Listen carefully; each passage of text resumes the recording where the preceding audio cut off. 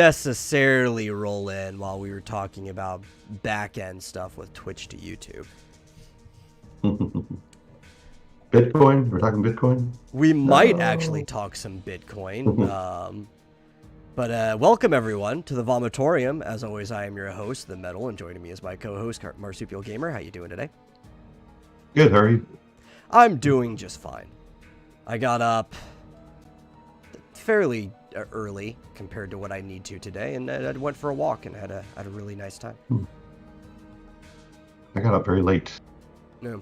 But a friend of my mom's came over to install a bluebird house. I don't know what about it exactly attracts only bluebirds, but apparently, or blue jays. Yeah. But apparently blue jays like to nest in there. So we'll see. We'll see if we get blue jays. Now, if you want to attract blue jays, you just put like a fake cat underneath the house. Because blue jays specifically like to fuck with cats. Really?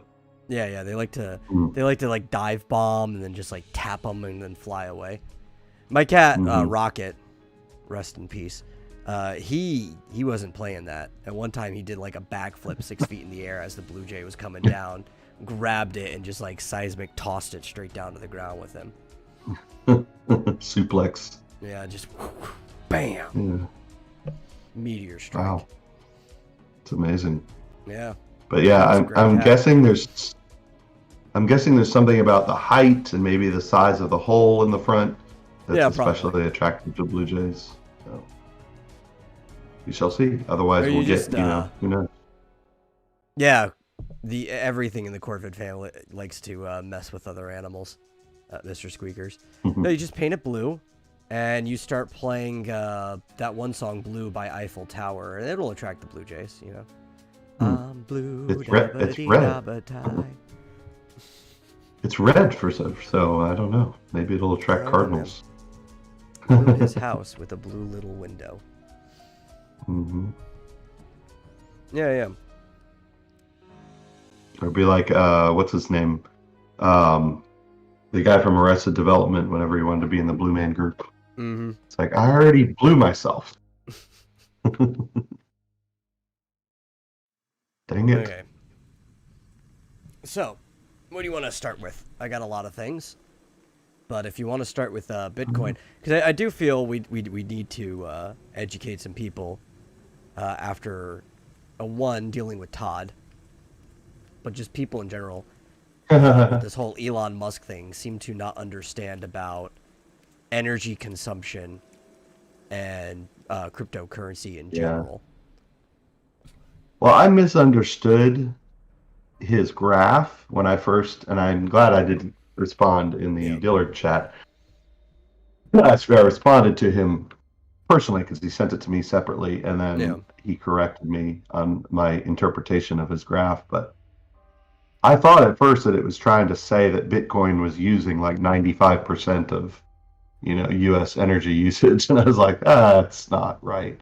But no, he corrected me and was like, no, it's he sent us a graph that showed like total, China energy usage, total U.S. energy, a couple other countries, and total Bitcoin. Yeah, which would be a worldwide metric because people are mining Bitcoin in other places in the world. Right, I didn't get that at first. But even after I understood it, I did a little calculation and figured out that Bitcoin accounts for, if the numbers are correct that he sent, accounts for 0.135% of total energy usage. So just a little over 0.1%. Yeah. Which is...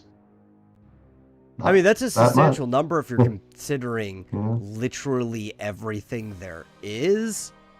To even register up to like 0.1% is a huge amount of energy being used. But as you and I've talked about this, and a lot of people who understand energy usage and even how like the mining operations have moved know that Bitcoin, and this is my problem with Musk specifically, is actually a fairly eco-friendly thing by market demand, not by any other means. Almost everybody who has like large mining operations around the world, have moved off grid as much as possible so they don't have to worry about the grid failing on them, right? Or if they're on the grid, they're hooked up to more reliable sources like hydroelectric.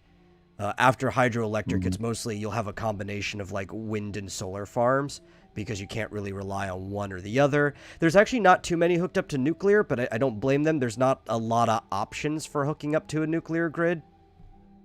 There's slim and far in between, but well, the hydroelectric is actually a lot of options for that. The market demand, or the incentive, I should say, is to use as little or as cheap energy as possible. Yeah, and hydroelectric's really cheap too if you're talking about kilowatt hour.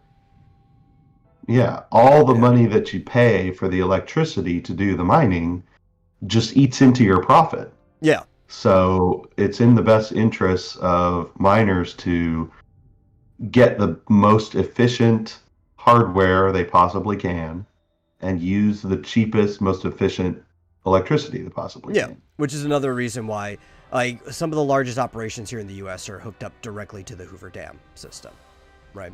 Which has some of the cheapest kilowatt hour rates out of anywhere in the country because of the hydroelectric power from the dam. And, you know, now they're also grabbing all of those graphics cards that people can't get because, you know, they're really powerful. Yeah. Yeah, it is a bit disconcerting that Bitcoin went from like $500 to $50,000 in such a short amount of time. Yeah. But, you know, hopefully it'll even out. But don't listen to Elon Musk when he says it's not eco-friendly. He's just trying to rig the market so he can make more money. He's a billionaire. This is what they do. Just because he's a troll on the internet doesn't mean you can trust him. Probably invested in Dogecoin and Ethereum right before he tweeted that.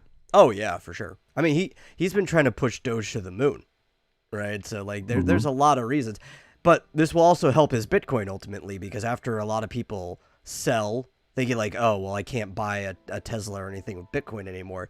Bitcoin's value is going to go down. Let me sell it now before it does.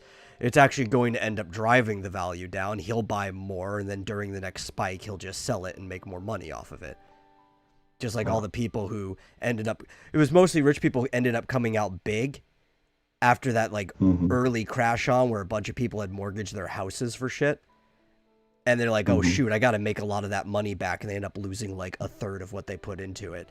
And then it's like all the rich people who could take any loss. Like, no, I'll hold out because I know this thing is going to go back up. I understand how markets work.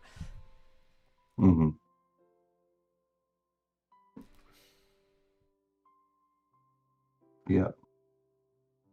So anyway, I don't buy it. I don't buy any of that. It's just like a little too convenient that, you know, I don't know, something good happens and suddenly everybody's got to jump on it and pretend that it's a bad thing. Same thing with NFTs. Yeah. And we were talking about this last night too. Bitcoin actually kind of sucks. It was just kind of like the prototype for this shit. And everybody's riding Bitcoin hard. I like Ethereum more as of right now. And I'm sure there's going to be something way better than Ethereum to eventually come too. We should never be hooked up on one thing when there's constant innovation. But Ethereum's cool because it's all smart contracts. It's like the next step in things. And I don't understand quite how NFTs work. Are they a token?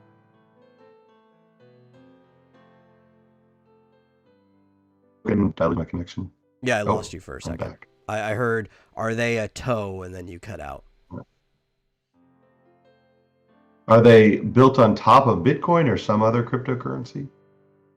I would assume so because they're called non-fungible tokens. And as you probably know, but maybe the people in the audience don't, the difference between a coin and a token is that a coin is its own decentralized blockchain, while a token is something that is built on top of another chain. So a token is more of it's not a value piece like, say, a chunk of gold is. It's more of a representative piece, like a fiat or an inflationary currency. Yeah. Squeakers NFTs are thinks based it's on Ethereum. Yeah. I would think because NFTs are kind of contracts and Ethereum is the smart contract like coin, so that would make sense.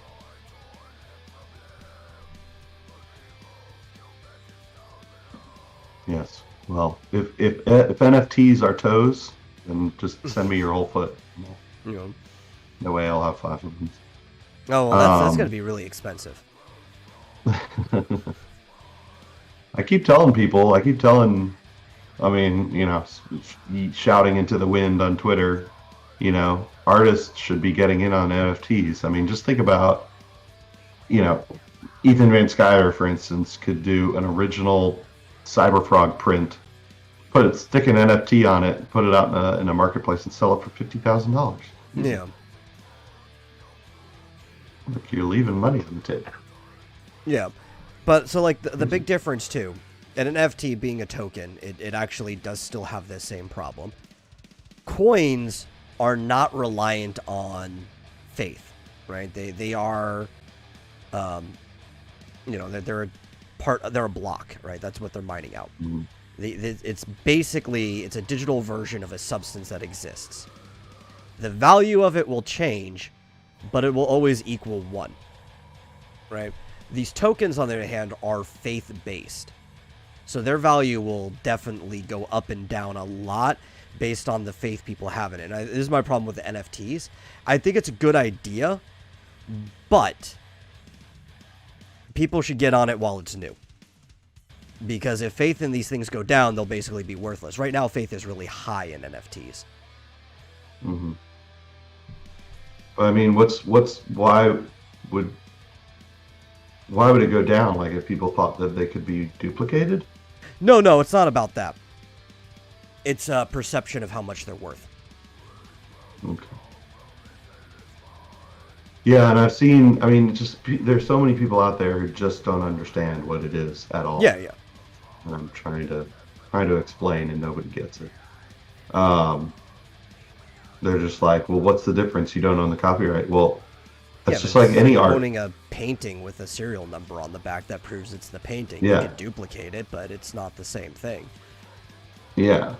And I mean, frankly, if you buy original art from, say, a painter, you're not buying the copyright. You don't own the copyright to that. The original artist could then resell prints of that art over and over because they still own the copyright. It doesn't matter. Yeah, you only own the copyright to something if you commission it. Like, you're paying the person to make it for you in the first place, not something that the person made and then sold off. There's a big difference there. Yeah. But people are like, well, you don't really own it because you don't own the copyright for it, and you can't, like, sue other people for making copies. I'm like, that's the case with original art as well. Hate to break it to you. You know, I mean, even if an artist does, you know, a picture of Spider-Man who works for Marvel, they don't suddenly own the copyright for Spider-Man. It's like, you know. But this is why tokens are inherently they're fiat, right? They're all perception based. Right now, people are making a lot off of NFTs that are actually doing it because NFTs are new and the perception of NFTs are really, really high. Will there be some people, because it's like an artist selling painting, that will always be able to make a lot of money off of NFTs? Probably. But people need to get into it now while it's new, because eventually a lot of these people are just, it's just not worth what they're making off of it, right? The perception of it will either go flatline and stabilize, or it'll drop down even lower than that, because that happens sometimes. But more than likely it'll flatline, and it'll just be like doing business and anything else. Not saying avoid it, it's just if you want to make a lot off of it, you need to get in it now while perception is high. I agree. Keep telling people. And it's not like it costs you anything. No. It takes, you know, if you are making an original art, just go online, figure out, there's a couple of different marketplaces I've seen where people are selling original art for a lot. So, I don't know. No skin off my back if nobody wants to do it. But, whatever. Yeah. But I hope yeah, it clarified. And I'm not married to Bitcoin either. It isn't. It's a terrible currency to actually use, like day to day. Like Yeah. if you wanted to carry around some sort of crypto wallet and actually be able to pay, go to a sandwich shop and buy a sandwich with crypto, Bitcoin's like the last one thing that you want to use. Yeah. It's such a pain in the ass. You'll never be trading with the whole coin anyway. You're like dealing with small stashes. Like, so what's the Satoshi rate right now? Do you know? I don't know what percentage of a Bitcoin is a Satoshi. I can't remember.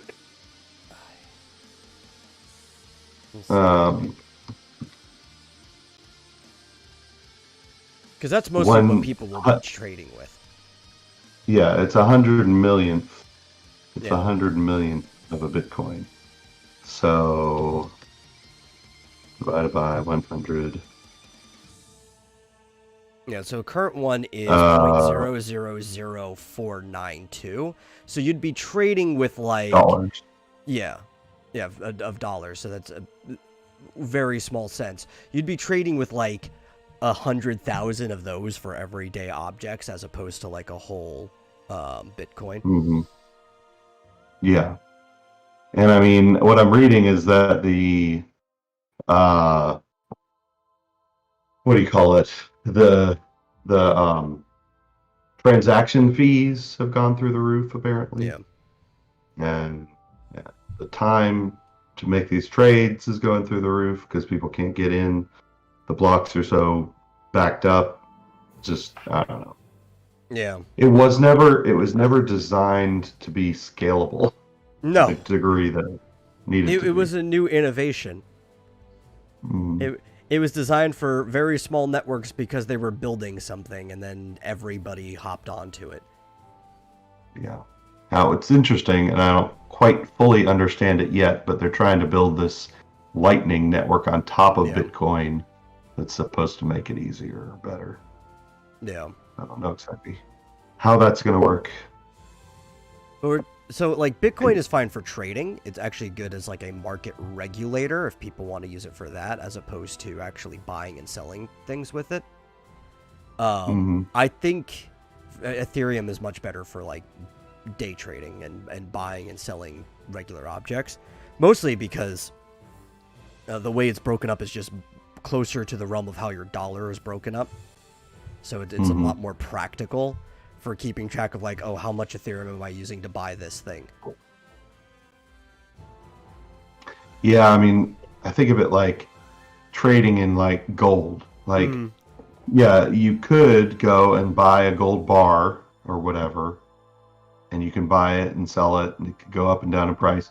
But you're not going to carry that around and take it to the store and try and buy Yeah, you something. got to, like, shave it off, and then, like, the person would have to have a scale, and they'd have to weigh it to know how much gold you're getting. This is how things used to be back in the day, and this is why coins were invented in the first place. Yeah. Because coins were, made by, I guess you would call it the state. The idea of the state didn't exist back then, but by the nation, the kingdom, they would have their own little emblem printed on there that you'd only be able to get from them, from their treasury. And they would all be very closely regulated in weight, as close as possible, so nobody would have to weigh the coin. They'd just have to, like, check to see if it was a real coin, and then they know how much it's worth. Yeah. So Bitcoin has become just as difficult to use and impractical as, you know, weighing your own gold and carrying around a bar of it or something. Yeah. Or like a sack of gold dust would probably be closer to, since how small the Satoshis have. Good morrow, says Dillard Draws. Yeah. Well, happy early birthday, John Dillard. I didn't realize tomorrow was his birthday. So, which means you guys are going to have to play without him on Sunday. Yeah. I was going to say, I imagine he's turning 50, 55, something like that. I'm guessing. I don't know. It's probably some weird number like 37. Probably.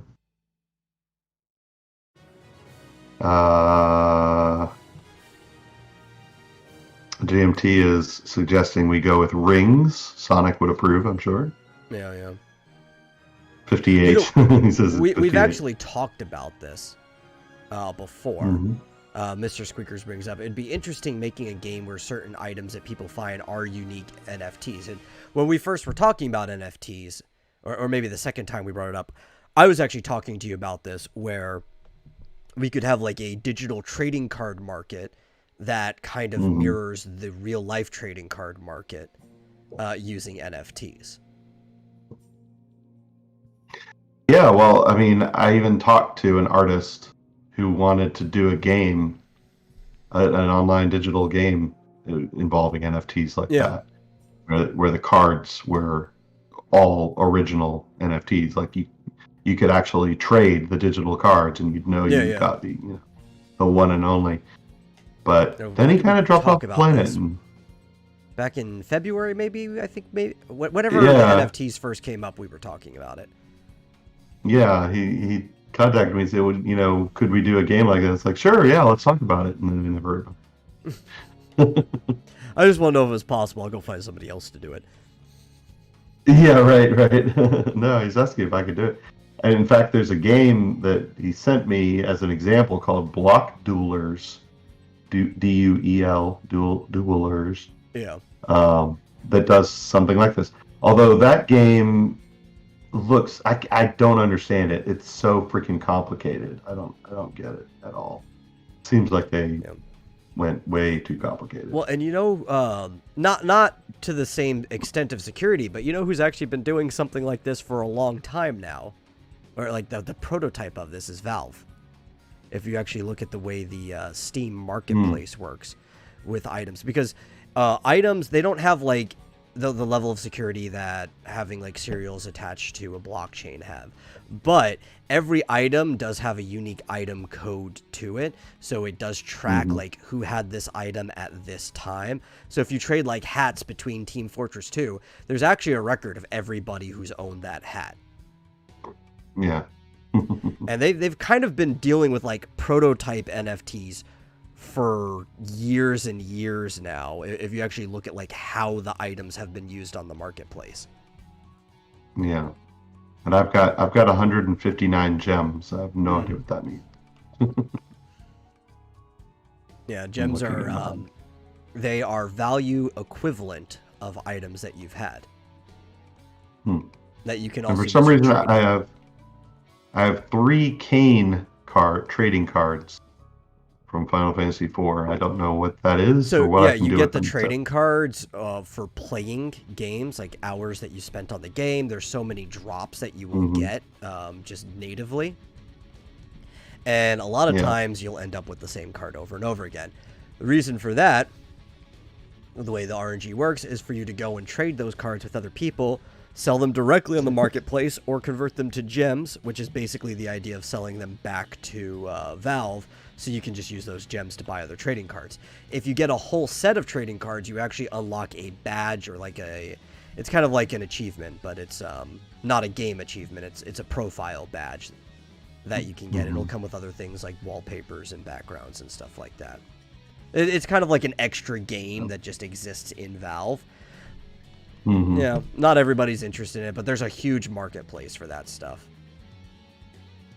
Yeah, I guess I've got. And I've they got track 4 the market pages. too, right? If you actually go to sell it, right, like you want, there's an option to sell it on the marketplace. It will actually show you a graph, almost like a stock exchange, of the average selling price for that thing on any given day. Yeah, look at that. Viewing community market starting at 12 cents. Yeah. 7 were sold in the last 24 hours. Hey, look at that. Yeah. Dude, Valve actually has a very intense community market that's very descript and, like, it's almost like this kind of microcosm that exists there that most people aren't even aware of because they just play their Steam games. Yeah, this is bizarre. You can. I actually have several badges from trading. Oh, wow. View my badges in progress. I apparently have a lot of badges. Or at least a What lot the of heck? parts to a lot of badges. Because the badges Really? for the trading card ones, the badges that are in progress, it'll show you like how Oh, I many cards see. you have in that set. I see. I see. Yeah. Okay. Hey, I got the Steam Awards 2020 badge. Oh yeah. So I'm like one card away from like 20 different badges. It's crazy. Yeah. And that's what you use your dupes for. You- Like you sell them on the market, you can use, or if you have enough gems already, you can use the gems uh, because the gems have money equivalents to them to go and buy the cards you're missing off the market that other people are selling. yeah. I'm missing for Final Fantasy IV. I'm missing Rydia. Dang. I'll have to get me some It's Rydia. really fun to participate in too. It feels like you're day trading. It really does. Like to go into the market and look for the stuff that you're missing. Yeah, I should do that. I had no idea. I mean, I've seen them there. They're just sitting there in my inventory, but I didn't know that you could combine them and get badges. That's cool. You learn something new every day. Yeah, yeah. And I forgot to bring this up when we were first talking about NFTs. Is like there's a level of security to them that the Steam Marketplace doesn't have.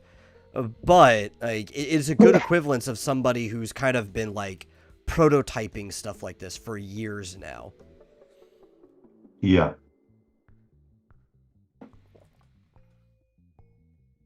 And I think a lot of people who are familiar with the marketplace, I think it's a good way of selling them on NFTs because it's like, oh, I get how this marketplace works. It's easier for me to understand how these non-fungible tokens work. Yeah. Yeah, because multiple people, I mean, you can even have multiple of the same card, but each one is unique. Yes, and there is you don't see the record, but Valve does have a record of each of those cards as it passes through. So when you get the drop, the only record before that is that Valve had it. It was created for your drop. But then after you have it, there actually will create like almost like a chain of custody from who you sell it to or whatever. And so the chain of custody can end too because the card disappears when somebody forwards it to a badge. So there's like these little like micro timelines of when it gets created to when it gets destroyed. Cool. Glad I didn't sell all mine. Yeah. I was just selling duplicates. But yeah, apparently you can sell them for real money. Does that just go into your account? I don't know if you can, because I've done it, and you do get it for like actual cents. But it's been a while. I don't know if that's usable money or not. Because every time I did it, I just reused the cents to buy more cards again. Oh, I see.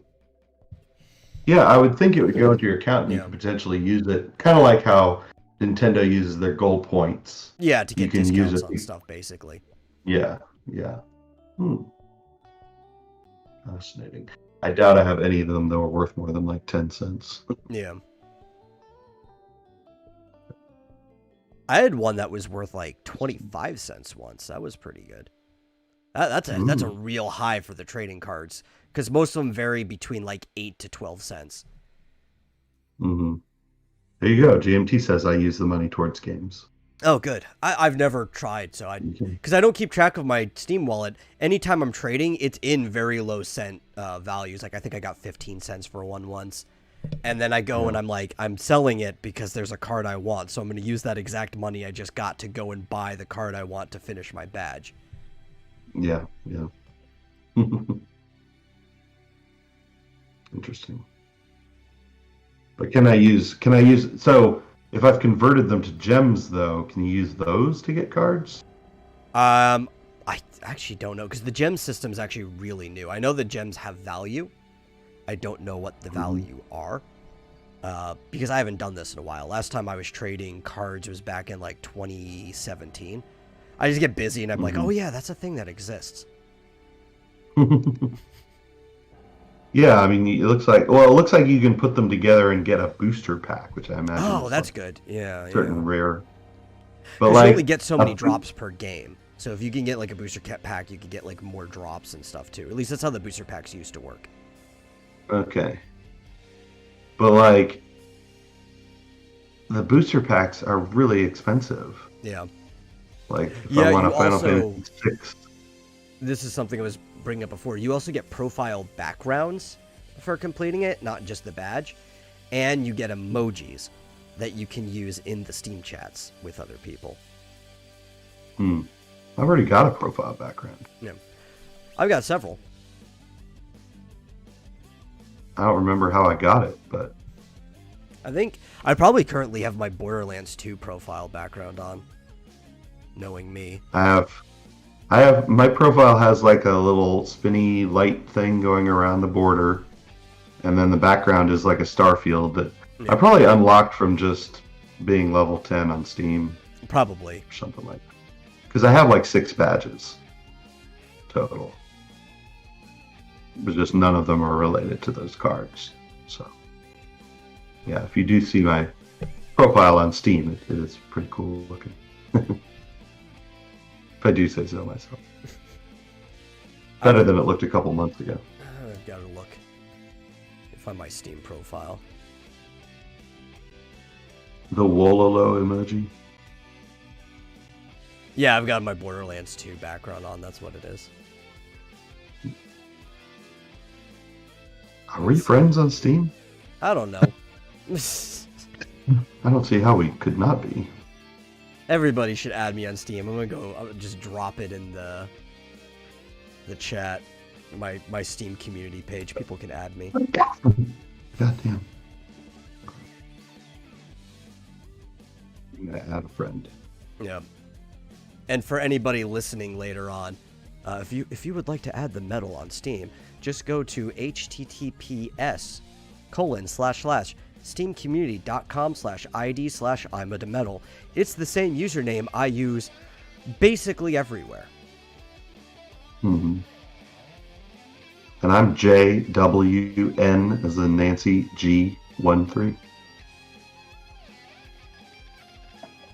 Yeah. I can put that in the chat too. I actually don't even have Steam up at the moment because I don't have it start up when my computer starts up. Main reason is because all my games are an external hard drive, and I don't... Sometimes if you start Steam up without the hard drive that the games are on, it has trouble finding them again. Mm-hmm. So I just like to wait until after I plug my hard drive in and I'm ready to play games before I turn Steam on. Mm-hmm. I think Borderlands 2 is one of the few games that I bothered to 100%, like even with the achievements and stuff like that. Oh, really? Yeah. Now, like, how are you level? Not to, but. How are you level 15, but you have fewer badges than I do? I don't know. I don't do a lot of unique things when it comes to badges, but a lot of levels comes to games you own. Time you've spent playing, and achievements as well count towards levels. And I've got, like, a lot of achievements. Yeah. How do you get XP? I can't even remember. Just from playing games? Or from getting badges and stuff? Badges also gives you experience. Some of the badges I have are worth a lot of experience, is probably why. Even though I don't have, like, a lot of badges. I've got ones that are worth, like, over 1,000 experience. Oh, really? Like, all the ones I'm looking at that I could get are all, like, 100. Yeah. Let's see. I have an 1,000 experience badge from Gary's mod. 1,000 experience badge from participating in the summer sale of 2015, because a lot of the programs will give you high things. I also got completing those trading card badges will also often give you like 1,100 experience. Oh. No, but those are the ones I'm looking at, and they all say 100. Oh, well, my Borderlands 2 one gave me 1,100 experience. Wow. I also got a couple that gave me like 500 experience too. Like, I have the 10 years of service badge. Mm-hmm. Community leader gave a 500 experience as well. So I don't have a lot of badges, but I have like decent valued badges. Mm-hmm. And you also get experience for owning games. And I have a lot of games. I mean, a lot of games. A lot that I'll never even play. like ever. I got them in like humble bundles and stuff like that. Yeah. Crazy. Well, all very interesting. Badges, achievements, Steam events, etc. Yeah. I think you get more XP every time you level the badge. You might, because I think I have the Borderlands badge twice over as well.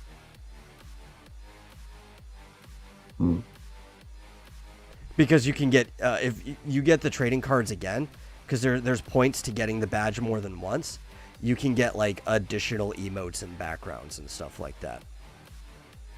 So you can actually level up a badge even further.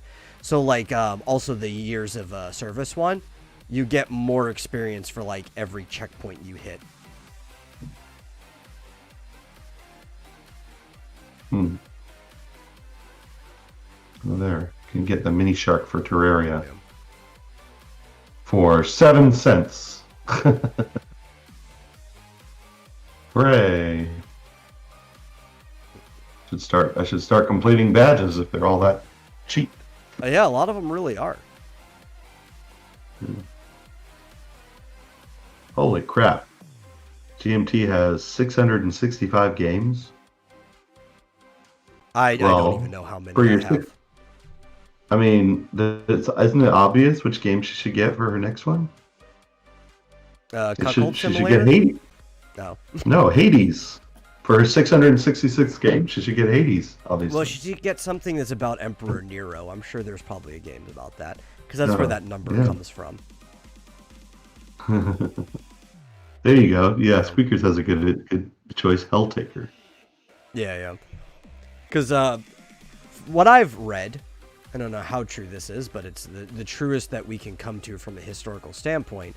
The number 666 is actually the numerical value of Emperor Nero's 3 names, if you were to add the letters together. So, yeah. There you go. They thought he was the Antichrist, because they've been thinking about this stuff since way back when. Everyone thinks they're in the last generation, including the first generation. Yeah. Thank you, Squeakers. How can you have... I don't even know... Oh, wait. I can tell. Okay, why does it show... When I look at all my games, it says 97 out of 201. What are the other 104? Am I missing? Oh, I see. Tools. 103 tools? Oh, yeah, because there's, like, stuff that you use for, like, Gary's mod for filming and mod packs and things like that. I see. So I don't want it to show tools. So actual games, I have 89. 89? And Man, that's not much at all. Yeah, I know. And software like, Game Maker and all that kind of stuff, I have 8. I know. For the longest time, I didn't buy anything on Steam because I was poor. And just I'm still poor. That never stopped me. I know where to get them deals. Or I'll pick up a lot of stuff during the winter and spring sale. I'll pick up things that are like 85% off. Like I said, I got 2 different copies of Skyrim, and I've only ever spent $5 on that game. And no, they're not all installed. I'd estimate maybe 60%. So out of the whatever it is, 97 games and tools, I probably have about 55 of them installed, something like that. I'd guess. All the big ones on my D drive since freaking Arc. Yeah. Took up 200 gigs. Arc. Freaking Arc. Arc alone forced me to get a new hard drive. Yeah, I'm not at like GMT level, but I have like 330 games. I don't know. I didn't do a lot on Steam for a long time. I love Steam. I've always kind of been a PC gamer though, so Steam was like the evolution. What games do I have? I don't, a lot of RPGs, a lot of fighting games, a lot of first-person shooters. Right now, I don't only have even Ready play to the games Play. that I have. Yeah, I got a lot of games. A lot of these I've played before too, and I'm probably just not going to go back to. Let's see some of the cooler ones I got. Alice Madness Returns was one I had a lot of fun playing. I hated Amnesia because it was boring. I hate horror games where you have like almost no agency. It's just like, run from this monster. Angry Video Game Nerd Adventures. Yeah, that one. Arcana Hearts 3. I just picked up they just came out with a extended version of it, of this old game from like 2010 or whenever Love Max came out. Spent way too much time playing Audio Surf. I got the whole Back to the Future point and click adventure thing. The Batman Arkham series, Bayonetta. I got a whole bunch of shit on here. All of BioShock, Binding of Isaac, all of Borderlands, Blaze Blue. Like, it would take me way too long to go through the whole list, but I got a lot of fun games on here. Do you have Backbone Prologue? No. I was bugged by the entire Cult of Raven to play Backbone. Insisted I play it. Yeah, it's just a game about furries. Yeah. Audio Surf was fun. I never got Audio Surf 2 though. I probably should have, or Audio Surf 2014, whatever they called it. Have you ever heard of Audio Surf? No. Audio Surf was like this rhythm game that used the music on your computer, like on your hard drive, right? And you clicked it, and as long as like the titles were correct, it would link it up with everybody else who played that same song on the network, and it would just like map a roller coaster route to the song. So it would like as things were going slow, it would go uphill. As things were going fast, it would go downhill. And there'd be different lanes, and there'd be blocks in the lane. There'd be blocks you were trying to collect, and there'd be blocks you were trying to avoid, so that you would stack up streaks, and you would go back and forth between the lanes. And there were different characters with different like abilities to them to help you clear. Some of them you were trying to like match colors. I almost exclusively played as the ninja. The mono color, where you wouldn't have a bunch of different colors you were trying to get patterns on. You were literally just trying to get the green blocks, and you couldn't get the highest multipliers on it, but I was like top 5 to 10 in a lot of actually really popular songs, just because I was so good at not hitting the gray blocks that I would get the maximum multiplier you could get on the Ninja Mono. And the problem is, because you could get better multipliers with the other things, that was like perfect score, and I still was only like top 5 or 10. I would never get first place in some of these songs, but I was really good at that game. I'm looking at the preview of it. It looks cool. Yeah, I might go back to it. I've loved Audio Surf. It's just like chill listening to music playing games. That's all it is. It has like 5,000 reviews. How have I never heard of that before? I don't know. It's a good game.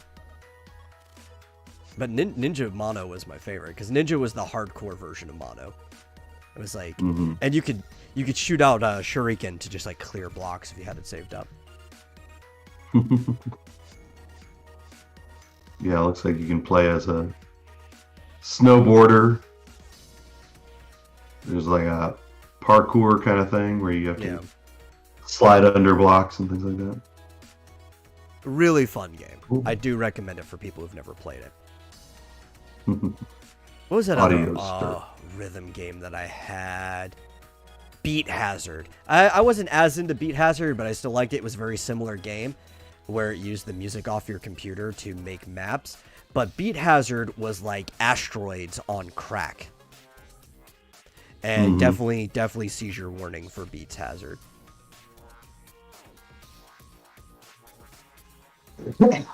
Seizure warning. Huh? Oh yeah, dude, Beat Hazard, very bright, very flashy, lots of random lights and colors going everywhere.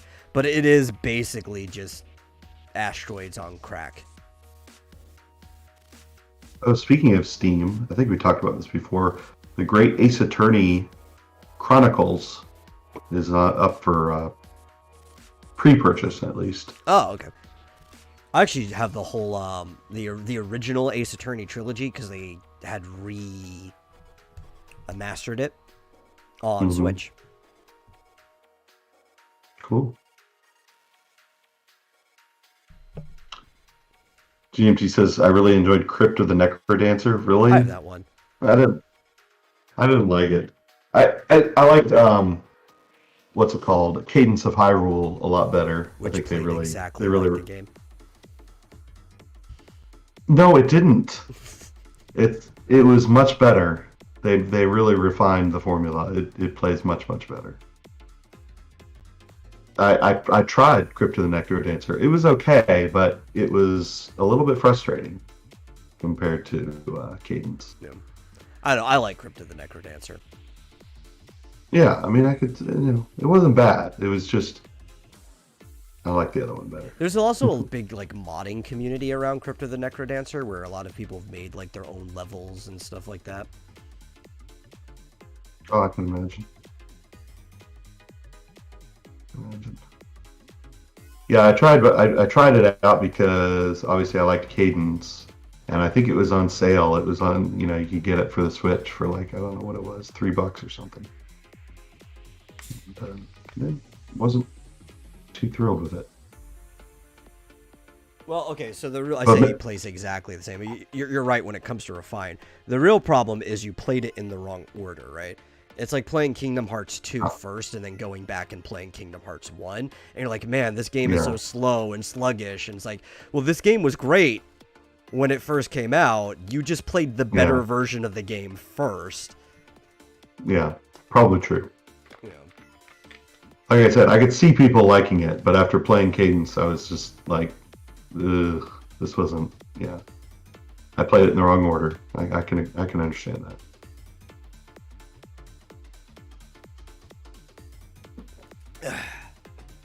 Had to refill my drink. But yeah. So well, plus being on the Switch, there were no, you couldn't download any mods or player created. Yeah, that's true. Levels or anything like that. I only have Crypt on Steam, so that was my experience playing it. Which that game is so easy to play that you can play it with a controller or a keyboard. In fact, sometimes I find it's more responsive on the keyboard a lot. I could see that. Definitely. It's like Skyrim. I didn't actually play Skyrim until it came out on the Switch, and I wasn't particularly impressed with it. I mean, even being a first-time player, you'd think I'd be like, wow, this game's amazing. But I ended up, because it was on sale last week, I ended up getting it on Steam, and I'm kind of interested to play it with like mods and stuff and just see if it's, I'm sure it's better on Steam. Because the problem with playing it on the Switch is just the controls are just too floaty. Yeah. I kept like, when you're coming up to someone, I would like drift right by them. I was like, and I'm going to attack you, and he's behind me. You're like, what the hell? Even though a lot of people play that game in third person, I even often play that game in third person. It's such a computer-designed game. I mean, even going back to the history of Elder Scrolls Arena and Daggerfall and stuff, that I just find that game much easier to play with a mouse and keyboard. Because like the whole game is designed around playing with a mouse and keyboard. Yeah. I think that playing it on Switch was a mistake. So yeah. I'm going to try it with a mouse and keyboard and see how it goes. I'm sure it will be better. It's kind of like, I know like they came out with like Diablo 3 on consoles and stuff like that. I'm like, I can't imagine playing it with a controller. Like it's designed for a mouse and keyboard. You know what just sounds absolutely disgusting, and I know people who are looking forward to it. I like League of Legends. I've been playing League of Legends for a long time. League of Legends and all MOBAs are games that should stay on computer and not go anywhere else unless they want to actually sell you a mouse and keyboard peripheral where the mouse is plugged into the keyboard so you don't have to use more than one slot. But they have that Wild Rift, which is the mobile version of League of Legends now, and they want to put that on like Switch and consoles because like, well, the mobile version could be adapted to controller a lot easier than the normal version could be. And I'm like, no, I don't even want to play this game on mobile, let alone on the Switch or something. I'm going to keep playing League on my computer. Yeah. Yeah, I couldn't imagine. I mean, I have a friend who plays MOBA. Not MOBA. Dota. Yeah. Who plays Dota 2, like every day. He's just addicted to it. And I can't imagine. I mean, he's doing all kinds of stuff on his keyboard and stuff like that, and I'm just like, I can't imagine trying to play that on a console.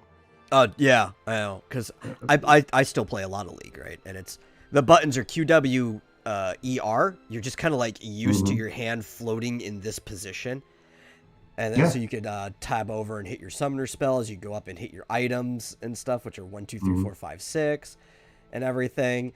Space button to recenter your camera. Like I'm just so muscle memory, and there's so many buttons I'm hitting like all the time. Like I could not. I tried playing Wild Rift like with my thumbs on my. I don't understand how my brother plays it. I really don't. He's big into League too, and he's like, I don't play League on the computer anymore. But they've got this freaking mobile app. I've been shitting on 10-year-olds because I'm sure that's most. In fact, my friend is playing Dota 2 right now, even as we speak. QWEQWEQWER. Gotta use your ultimate. Yeah. And there are some MOBAs that are like, or I guess you would still call it a MOBA because it plays the same. I don't know how massive Battle Arena is. I think it was mostly like a story campaign. But there's like a Middle Earth MOBA that was like strictly a console game. Like a PlayStation game. Like, how? Why would you design this game? It was like called Battle of Middle Earth or something like that. Like, why?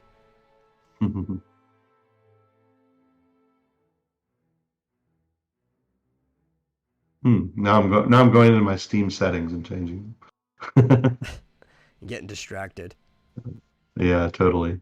Yeah. There's so much fun stuff to do in Steam that has nothing to do with actually playing games. Created a monster. Nah. So, well, here's the topic.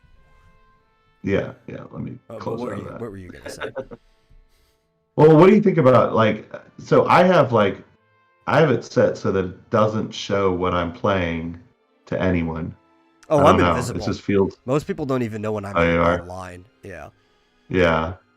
And it feels weird for people to be like, oh, he's playing such and such. He's playing none of your goddamn business. See, I don't mind. The whole point of that is like if you're playing a multiplayer game and your friend's like, oh, hey, I could queue up with them. Let's play together, right? Like if you're playing Dota 2, you're like, oh, cool. I've been wanting to play Dota 2 as well. Let's go queue up for normals or something like that, right? Or if I'm playing Borderlands, or I was planning on playing Borderlands 2 during the time that was a popular game, and I see somebody who's much lower level, is like, hey, I'll hop in and I'll help you out because I can just kill everything in your area in one shot. But yeah, I actually don't care that people see what I'm playing. I keep it invisible because I don't want people bothering me. Yeah. That's like me in Facebook. I turned off all.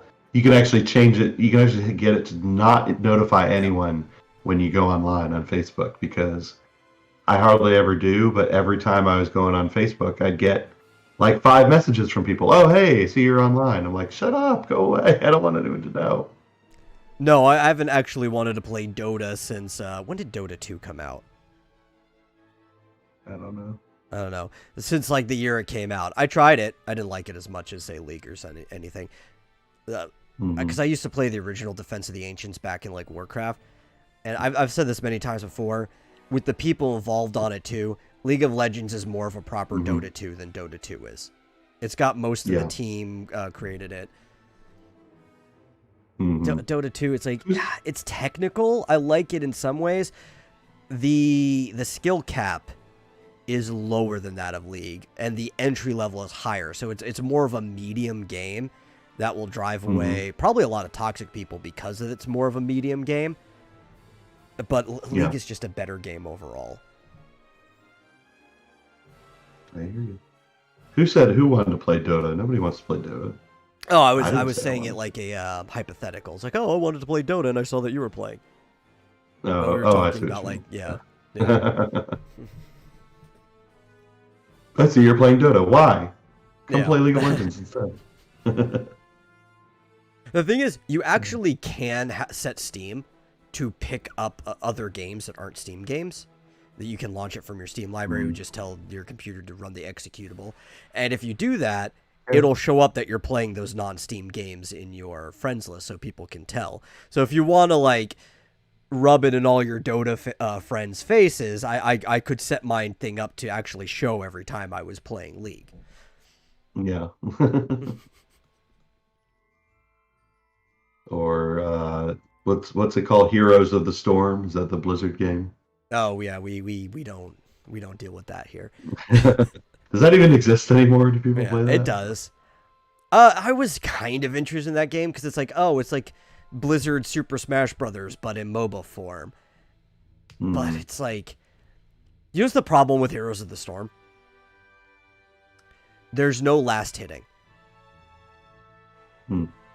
Yeah. And what that means, and kills don't matter, because there's no last hitting. Everybody on your team shares experience and gold for everything that dies, no matter where they are on the map. Yeah, and so it's a game that basically strictly skill does matter to some extent, like any game, but it enforces comp, right? The team with the best comp is more likely to win each time because the comp's going to be leveling together. If there is a highly skilled player, everyone's going to be leveling with them based on kills and stuff. And it's a game that, like, actually focuses on player score more than anything else at the end, like plays of the game and stuff. You have like an arcade style score that pops up at the end of the game based on your kills and everything. And I don't know, Here's the Storm is the most casual game you could ever play in that genre, including there's no items. There's no item building. It's a skill tree. As your character levels, it'll pop up like 3 options or whatever, and you pick one of them, and it moves you across a skill tree for leveling. I'm like, I hate this game. The only cool thing about it is that some of the characters are like really fucking unique. Like, what's his name? The two-headed giant. Cho'Gall, right? Cho'Gall's in it. And one person plays as Cho and the other person plays as Gall. So you technically only have 4 people running around on your map, but you still have a team of 5. The person playing Cho is a melee fighter who actually controls the movement of the character. And the guy playing Gall is a mage that doesn't even have to worry about moving. He just, like, throws magic and exploding barrels at people. Yeah. That's interesting. It's actually really fun to play that. It's only fun for so long, though. Like, it's novel. It's not going to hold your attention to the game. But they do have some, like, really cool characters like that. That's unique, yeah. Cool. I played it a couple of times, but didn't get into it enough to even really comment on it intelligently. So what else is happening? What's happening in the world today or recently? Well, did you know that China just landed their own rover on Mars? No, I did not. Yeah. It's Shirong, and the rover landed in the Utopia Planitia, which means only one thing.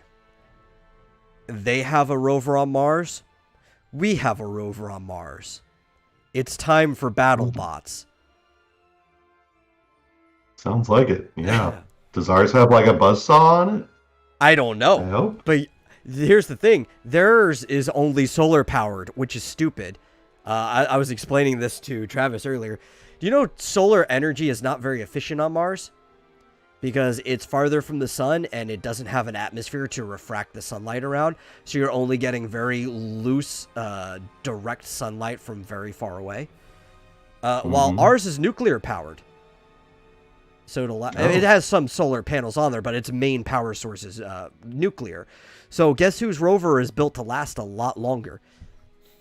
Is it like plutonium? Did they steal it from Libyans? Does it need 1.21 gigawatts to run? Yeah. But we have a very stable rover, while theirs is... I mean, it doesn't look bad. It looks like they're doing what they're supposed to do. It's just, it's not the best way to power something that far away from the sun. The further you get down, the less and less powerful sunlight is because it keeps dispersing through space. Sure. It's the 1/4 rule. So as you double the distance, the intensity of the light decreases by 75%. Yeah. What is our current one, our most recent one called? I'm trying to remember. Is it Curiosity, or was Curiosity the one that just got replaced? I don't know. I'm looking at a map of Mars, and it shows where Zhurong was compared to the 1, 2, 3, 4, 5, 6, 7, 8, 9 others that the U.S. has put on there. Yeah. So, yippee, they've got one. We've got 9. Oh, I think we just called it Mars 2020. It doesn't have a fancy name like our previous ones. There is the Ingenuity drone, though, which might also be the name they're using for the whole rover. So I think we're going with Ingenuity, but specifically that Ingenuity is the flight drone on the back. The cool thing about our most recent rover is that it actually has a drone that can go up, fly out, take like footage of the surface of Mars, and then charge docked back into the rover. So if the drone is Ingenuity, they're probably just referring to the whole thing as Ingenuity. No, it looks like Perseverance. Perseverance? Okay, so then Ingenuity is just the drone on the back of it. I guess, yeah. It says Perseverance is the 2020 landing that we did. So interestingly, Zhurong is real close to Perseverance. I mean, so by real close, probably. I think we have an advantage, though, because we have a drone, right? This is 2-on-1. Yeah. By close, I mean like maybe a little less than 1,000 miles away. Yeah, but that's actually never going to happen. Do you know how slow these move? Like, we're talking, that's like a year trip for them. Yeah. Maybe they're 500 miles away. I don't know, but they're still, they are as close as 2 drones that according to this map, they're, But that's the thing too. It's like even though we have a drone that can come off Ingenuity, it can't travel that far because it has to dock to recharge. So it's not like, oh well, Ingenuity moves really fast. You can't reach him. Yeah. Come on. Start heading towards each other right now. Maybe in 2022 they'll get, they'll get together. They're gonna have to fight. They're gonna have to. We need that guy from Godzilla to be like, let them fight. This is how we're actually gonna get Gundams, right? That's right. Nobody cared up to this point, but now that we're sending drones to other planets and now the drones are going to have to fight, it's like now we're going to have remote-controlled mechs fighting each other on other planets just for us to do our surveying.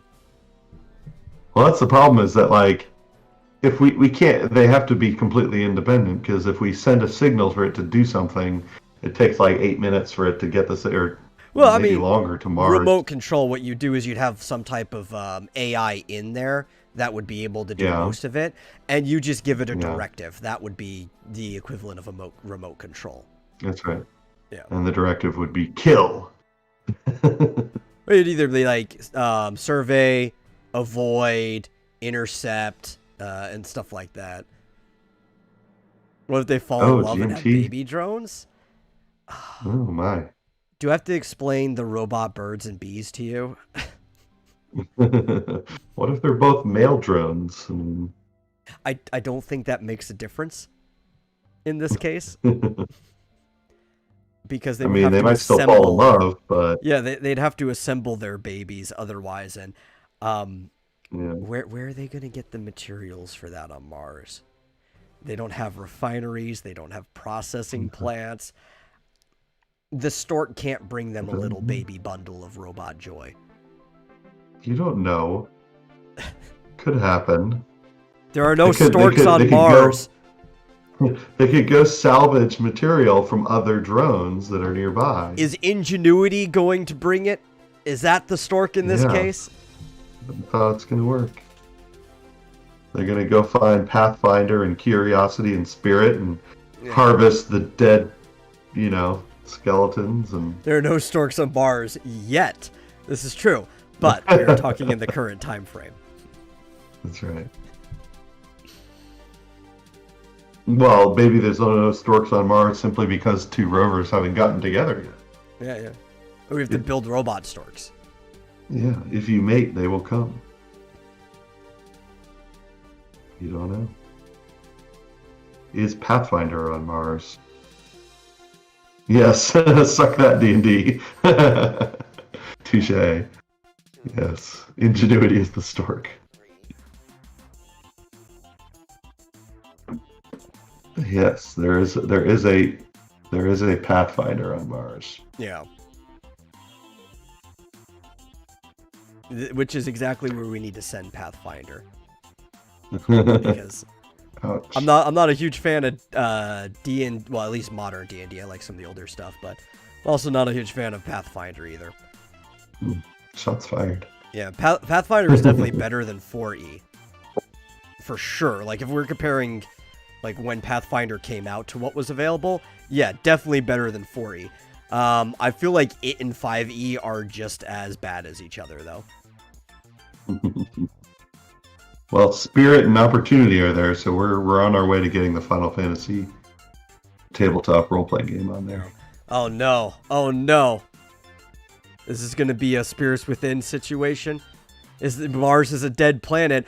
Maybe the cameras can't pick up ghosts that are on our frickin' drones that we're sending up there. There could be giant spirits that'll just rip the soul right out of you, for all we know. We need a Zeus cannon, just orbiting Mars immediately. Yes, 5e was the one that dumbed down alignment. As all the complaints I have about 4e, it still treated alignment the same as the previous versions. TMT says robot porno from 8 to 20 minutes ago is going to be really big on porno. Yeah. God, Spirits Within is such a bad movie. Really? It's not. Even as it's a not bad movie? in thought, I guess. Right. There's a lot of its there's a lot about it. Problems.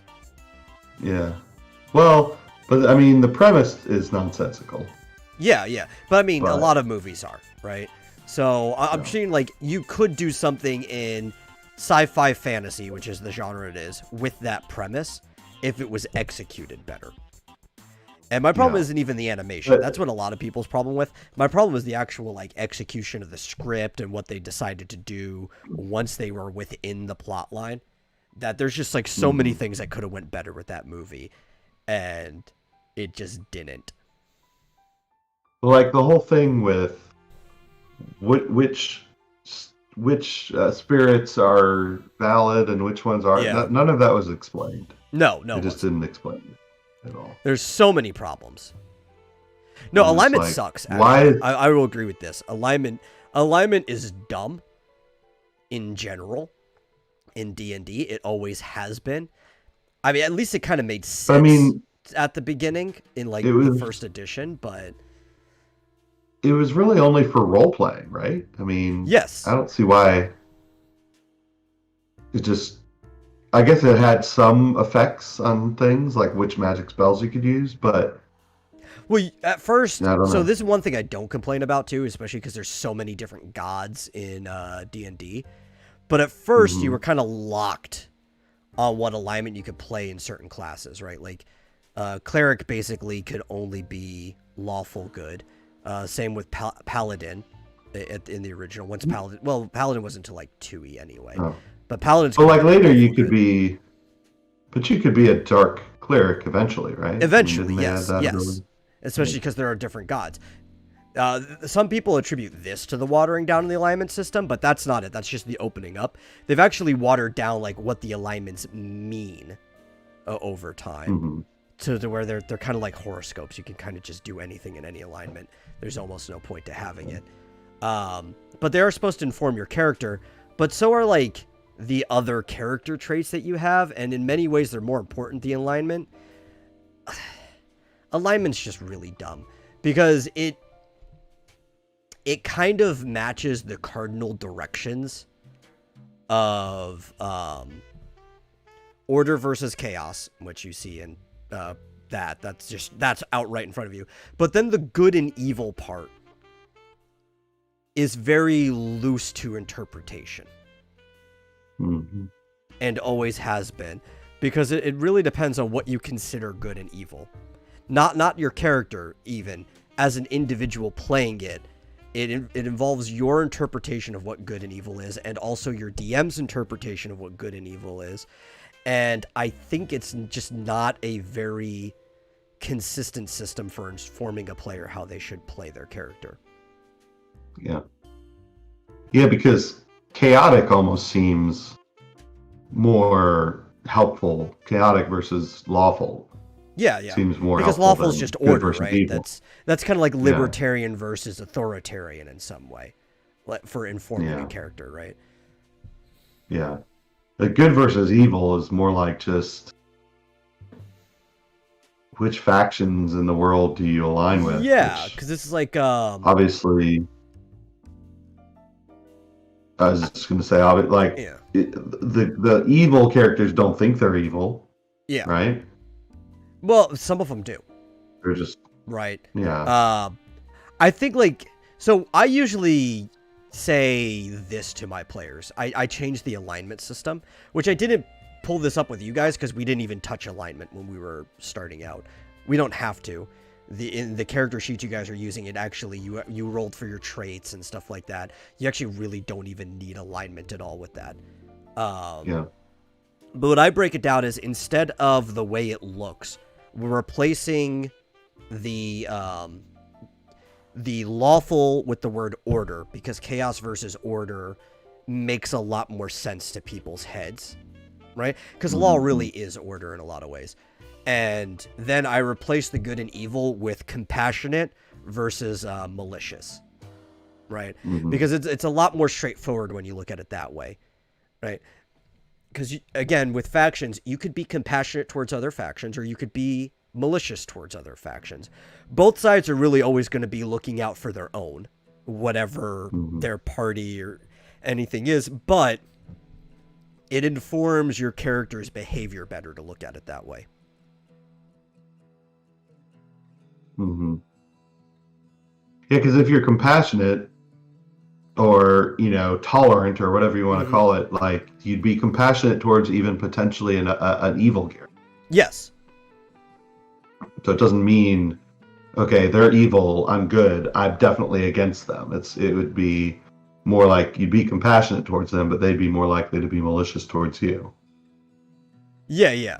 So, like, and the reason this is important is because your party, unless you have somebody who is, and you would have to talk to your DM about this, and I hate fucking players that want to do this because this is the worst thing you can do to your DM, is unless you have a traitor who is going to be in the team from the very beginning or whatever, and you are playing with that in mind, everyone on your team is either a good guy or a bad guy, depending on the story that you're playing, right?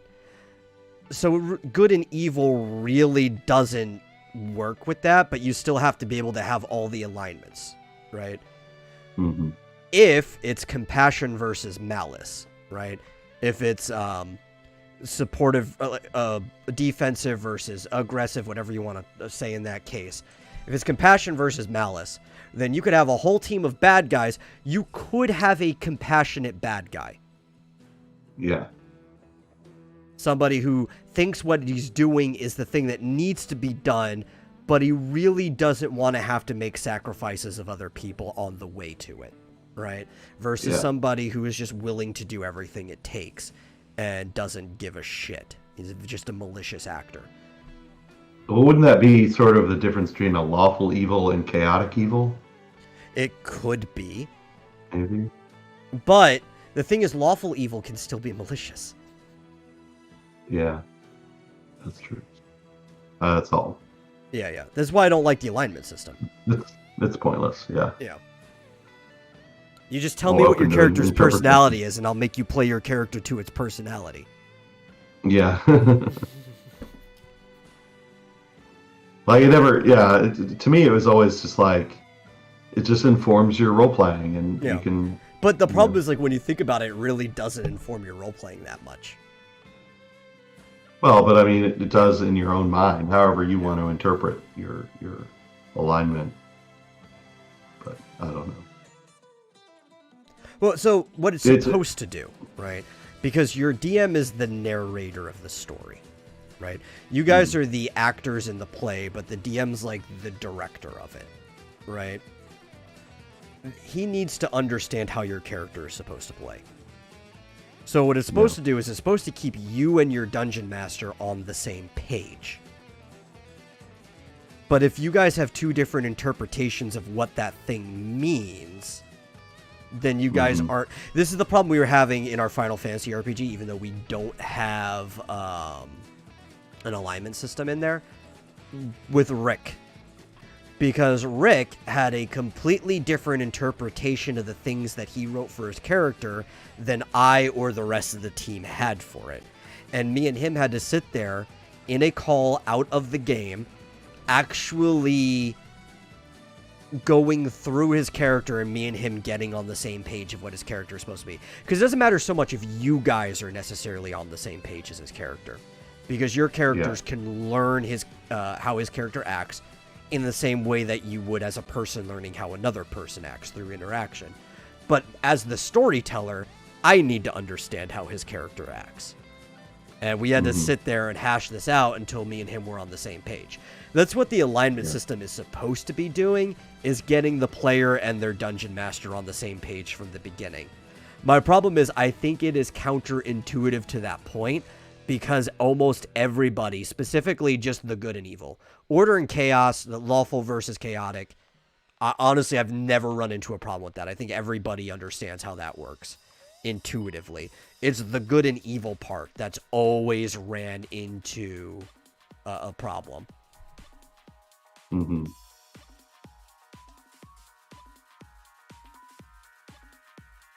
Dr. Kane is talking about another system called Paladins. Yeah. That seems like they focus mostly on what might be called good, lawful good, primarily characters.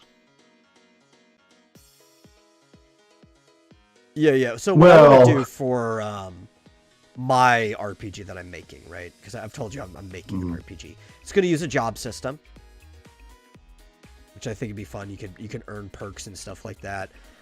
You'll also, when you level, you'll earn AP, ability points, which is basically just like how many perks you can have equipped to your character at any point in time.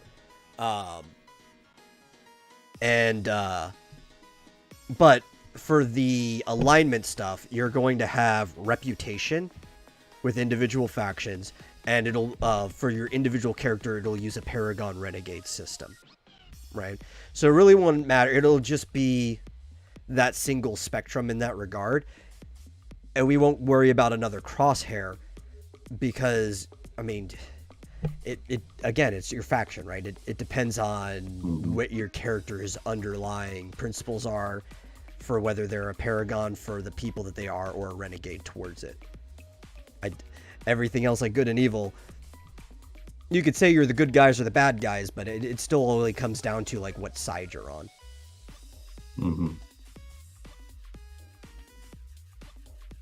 Sounds cool. Yeah. Yeah, I don't have time to work on anything like that right now.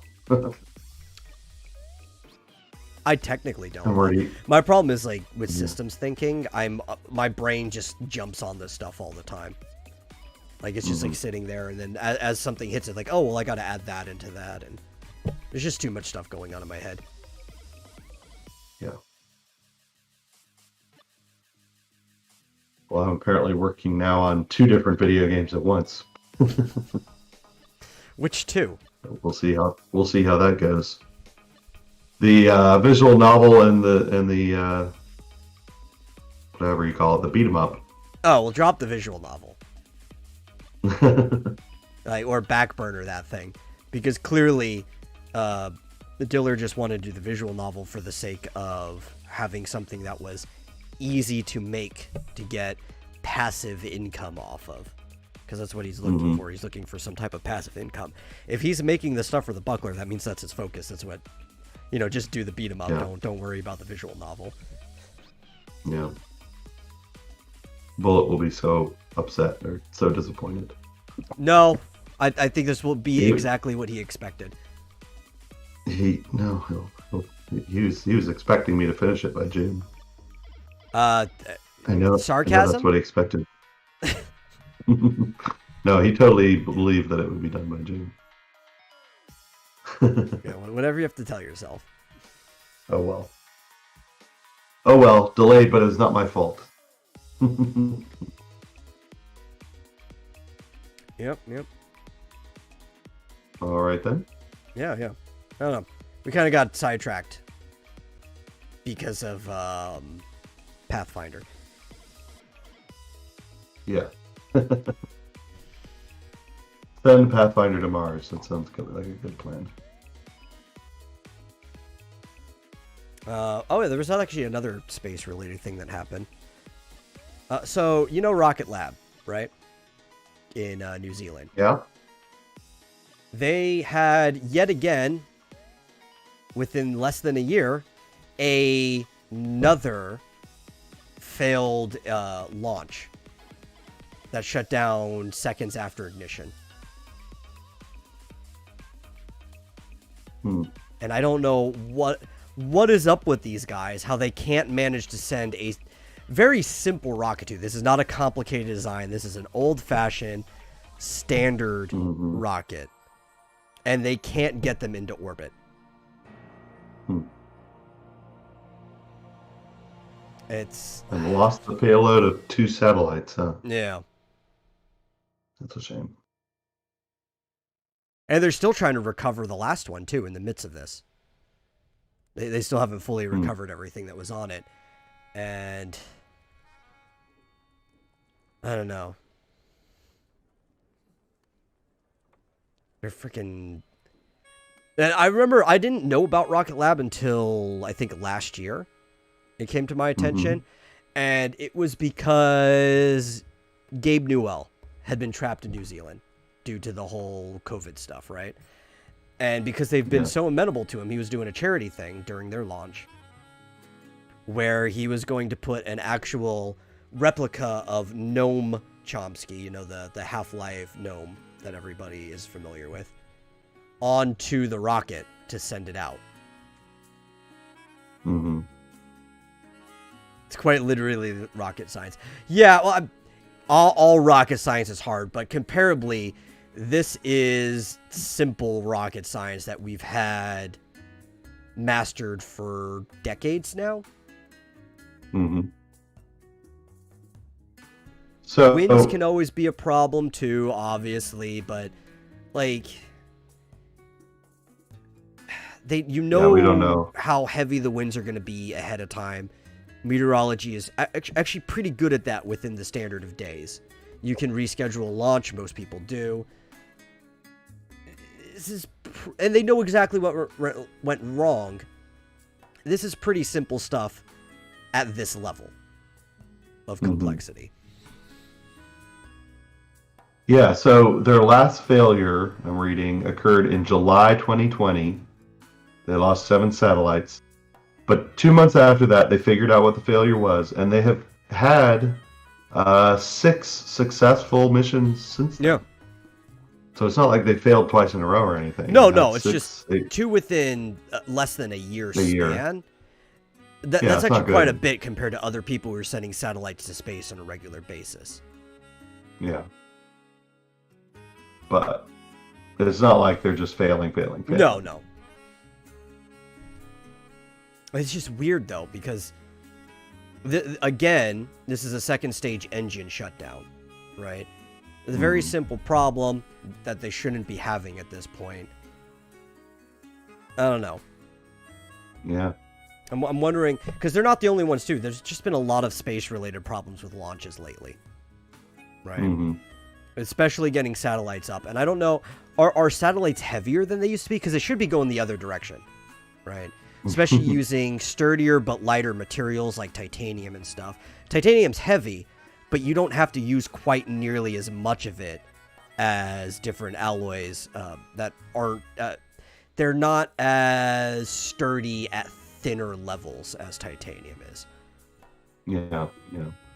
So payload should be getting lighter, not heavier. You would think. Yeah, and they're only carrying 2 satellites this time instead of 7. Yeah. So I don't know. I'm guessing that really had nothing to do with it. Yeah, I think payload should not have impacted this at all. Yeah. So I don't know. I don't know what happened. It's a shame. Yeah. But I'm sure they will figure it out. Hopefully. Mm-hmm. Or maybe hopefully not, because right now, yeah. Have you seen how close our low orbit space has been cluttered? We showed the satellite map before. High orbit, no problem. A lot of that stuff is so far apart that there won't be any issue. We've actually had a few cases of low orbit satellites crashing into each other. Thankfully not at high velocities, because they're all kind of going at the same relative speeds. They just kind of bounce away. But enough trajectory changes could eventually cause more of them to fall into orbit. But it's just getting too cluttered there. Yeah, it's pretty crazy. And they want to put more, because we just heard about that, what was it, Starlink we were talking about like a couple weeks ago. Got the go to put more low orbit and even closer orbit satellites up. Yeah, and they're sending these payloads that just have dozens and dozens of satellites all like stacked up together. And once they get up there, they shoot off and into their respective places. Yeah. So. Yeah. Did you ever see? Wall-E? You remember that movie? Mm-hmm. I like the near the beginning where they blast off from Earth, and as they're leaving Earth orbit, they just like have to blast right through this huge junk, field, and their satellites go flying in every direction. It's like, oh, okay, I don't know if it'll ever get that crowded. No, I don't think it can. No. Because at a certain point, if there's enough collisions, trajectory will change that a lot of them will just start falling in atmosphere and burning up. There'll be some actual like meteorite level crashes where it'll cause some damage to the ground. Most of them fall in the ocean anyway, but that means we'll be littering the oceans even more. It can't get too cluttered. I think we're getting close to the point where we get maximum clutter before physics solves the problem for us. Yeah, I guess so. Yeah. Well, good. Then we won't have any more problems. Well, we'll have different problems. We'll have more satellites that come crashing into Earth. Some of them out, right? Some of them will be skirting out of orbit. They'll leave escape velocity because third law. If one's going in, something's going to be pushing the other direction. We'll probably lose some satellites that way. And worse, if it gets too cluttered, it's not going to be all like independent things. It'll be like shooting billiards and watching everything bounce around because things are going to hit other things. A lot of them will come in, some of them will go out. Yeah.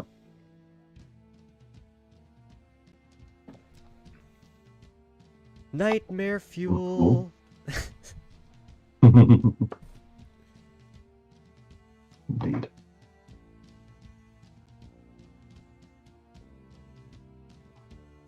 Yeah. Well, I'm trying to remember. I have a lot of things we can talk about. Do you know Animal Crossing? You can now swim in your pools. in your pool, like in a lake. They get a kiddie pool. What you make? Like a pond? Oh, they just have like an animation for that. No, there's no animation. So somebody found a glitch in the Animal Crossing New Horizons where you can basically sit in any object. They found this glitch because people were mad that they couldn't get into their pools and tubs and stuff like that. And it's being broadcasted as a glitch that lets you finally swim in your pools. The thing is, though, it's any object. And I've been looking at some screenshots of this thing. And I see people sitting in, like, the teacup ride, people sitting in like the bonfires, sitting down on their, what's it called? The sandboxes that you can get for the playground. And somebody even trapped inside a vending machine. Can you get back out again? Oh, yeah. You could just cancel the animation and it ends up coming back up. Yeah. But it's really cool. I don't know how long it'll last, because you know how Nintendo is. They don't like their pristine game having any problems with it now in the day that they can patch things. Yeah. What is he sitting in, a giant dumpster or something? Which one? The big orange container with a fish in it. Well, the thing is, you can also get into aquariums, like the fish tanks and stuff as well. Oh, yeah, I guess so. Yeah, it's a really weird glitch.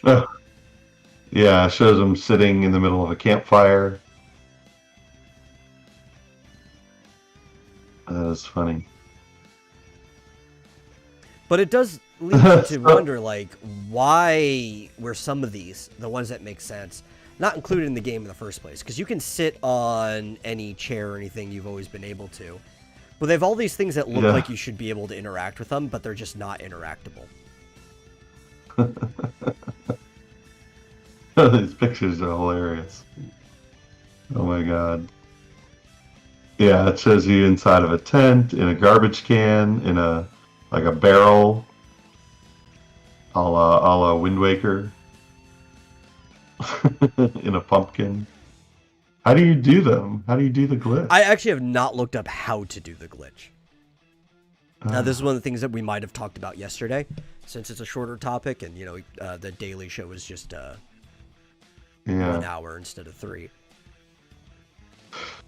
We should do stuff like maybe on the daily shows, like you know, actually fiddle with stuff like this on, you know, live on. Yeah. Like try to get glitches to work, or try to do fun stuff like this. Yeah. I'm trying to find instructions on how to do it. I want to do it. Because you know it's going to get patched out. I know. I want to do it before they patch it out. Because Nintendo can't let people have fun with their games. Yeah. Sounds like a very oxymoronic statement, but... Of course not. Like, I'm not a time traveler. I'm personally a little against time traveling, but I have no problem with people time traveling. And I'm still upset that Nintendo basically built at least the first year's events having to be patched in just so people don't time travel to get to them, right? And they even basically said this themselves too, like everything after the first year is just stuff they're adding to it, which is why so far we've only really seen the same events come around. But they decided to patch in each event so that time travelers wouldn't go through and just do everything before the actual date comes up because you're supposed to play Animal Crossing in real time. And my thing is like Nintendo, they bought the game. Don't tell them what the fuck to do. Right? Like, I personally against time traveling, but like let the person who bought the game play it the way they want to play it. Mm-hmm. Yeah, I can see like not letting people do events that aren't, that are coming up. But I mean, they let them play them. Oh, they can time travel back in time and do them over. Yeah. And part of it was, well, we don't want these events spoiled for the other players. It's like, okay, so I can just... The reason I haven't been avoiding Animal Crossing news is because they've built it in a non-spoiler version, like, way. But I'm used to people spoiling shit on the internet. I'm an adult. I can just avoid information. It's not that hard. There's shit I still haven't been spoiled towards to this very day. Yeah. Well, apparently, according to Reddit, this glitch has been around since last summer, and it's just now getting popular since people have been doing funny It's just now really circulating. Yeah. I haven't played in a while.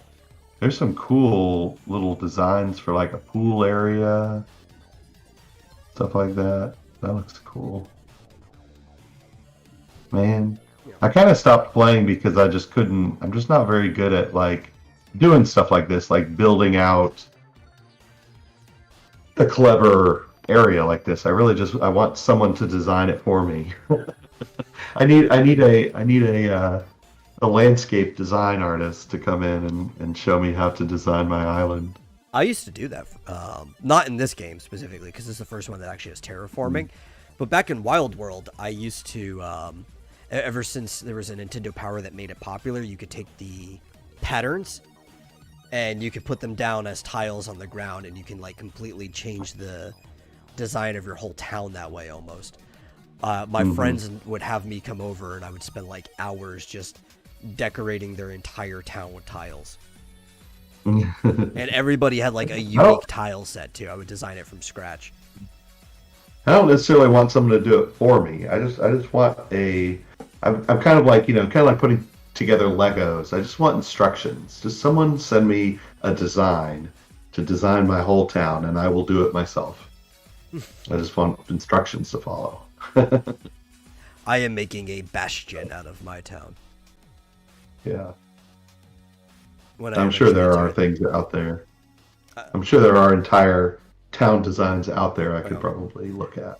My problem is I just can't get myself to play the game. I used to really, really like Animal Crossing.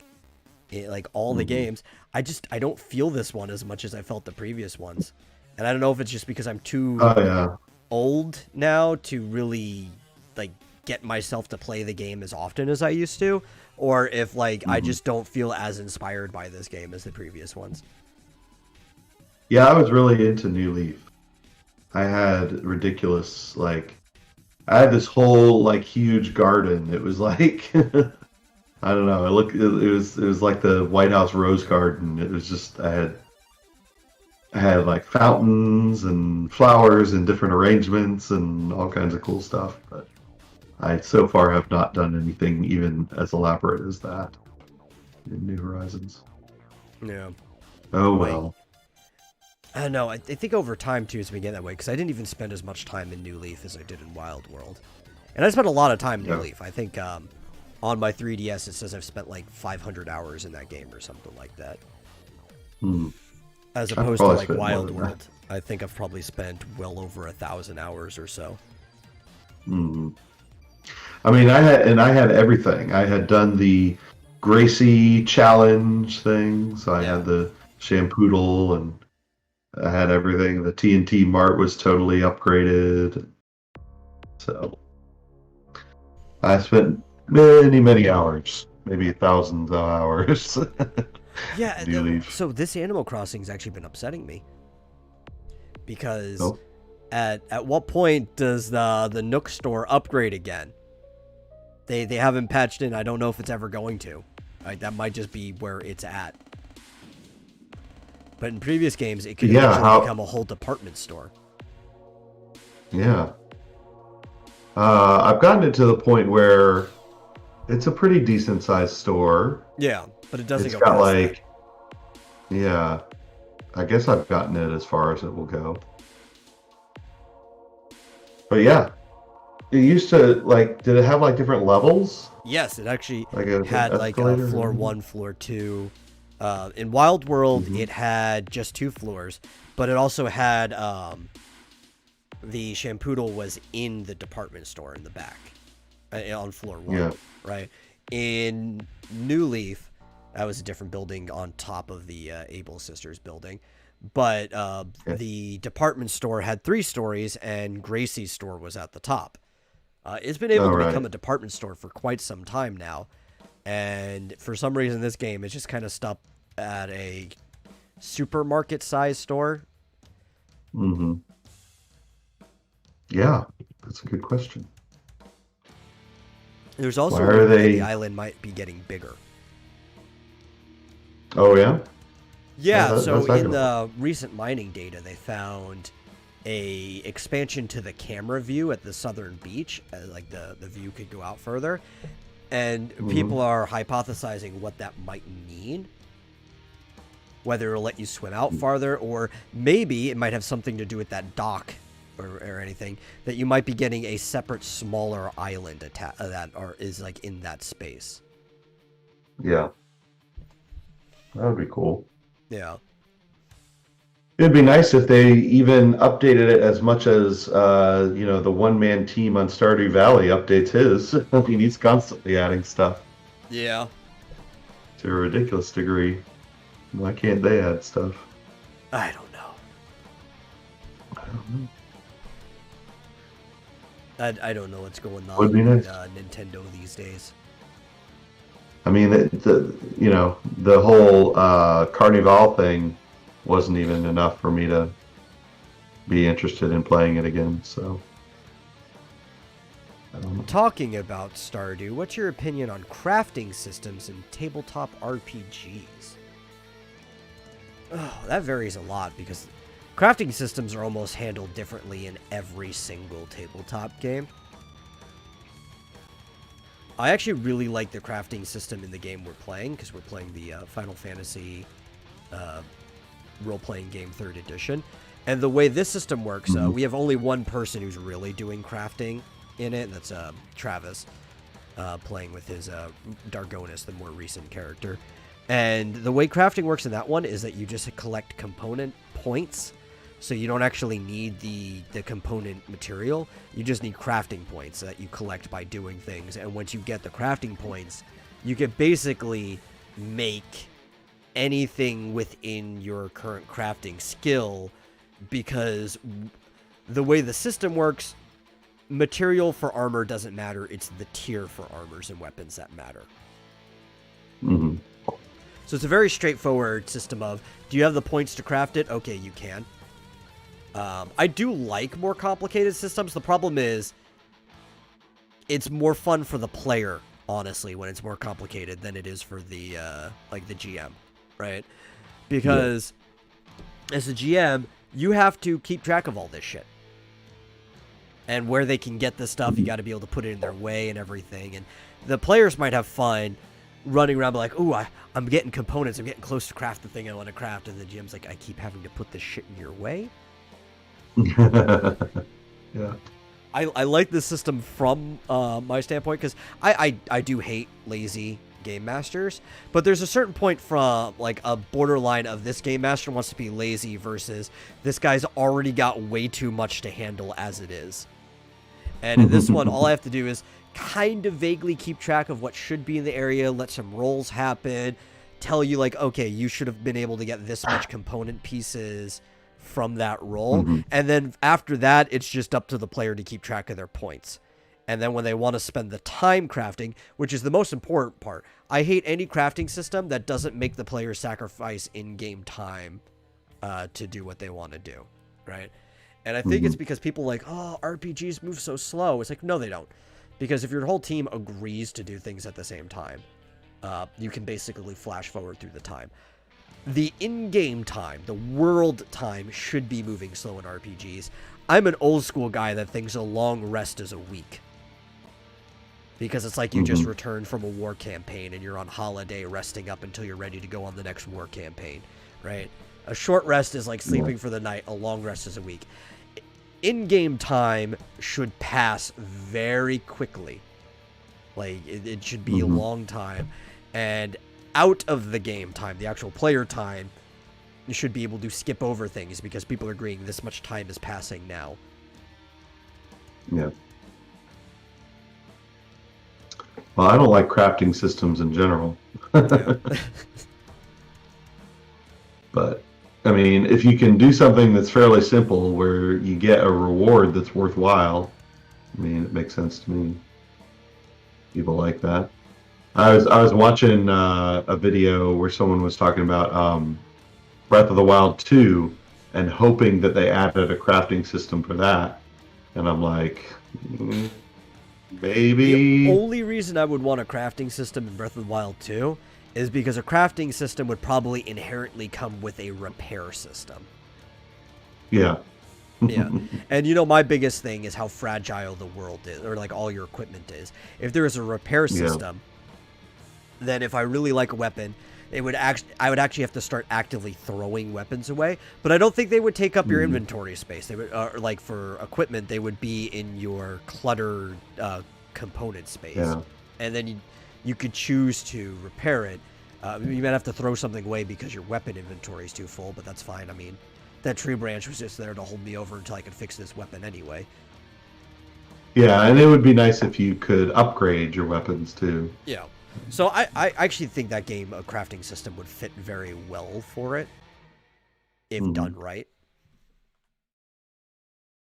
Yeah. I mean, they've already got they've already got cooking, right?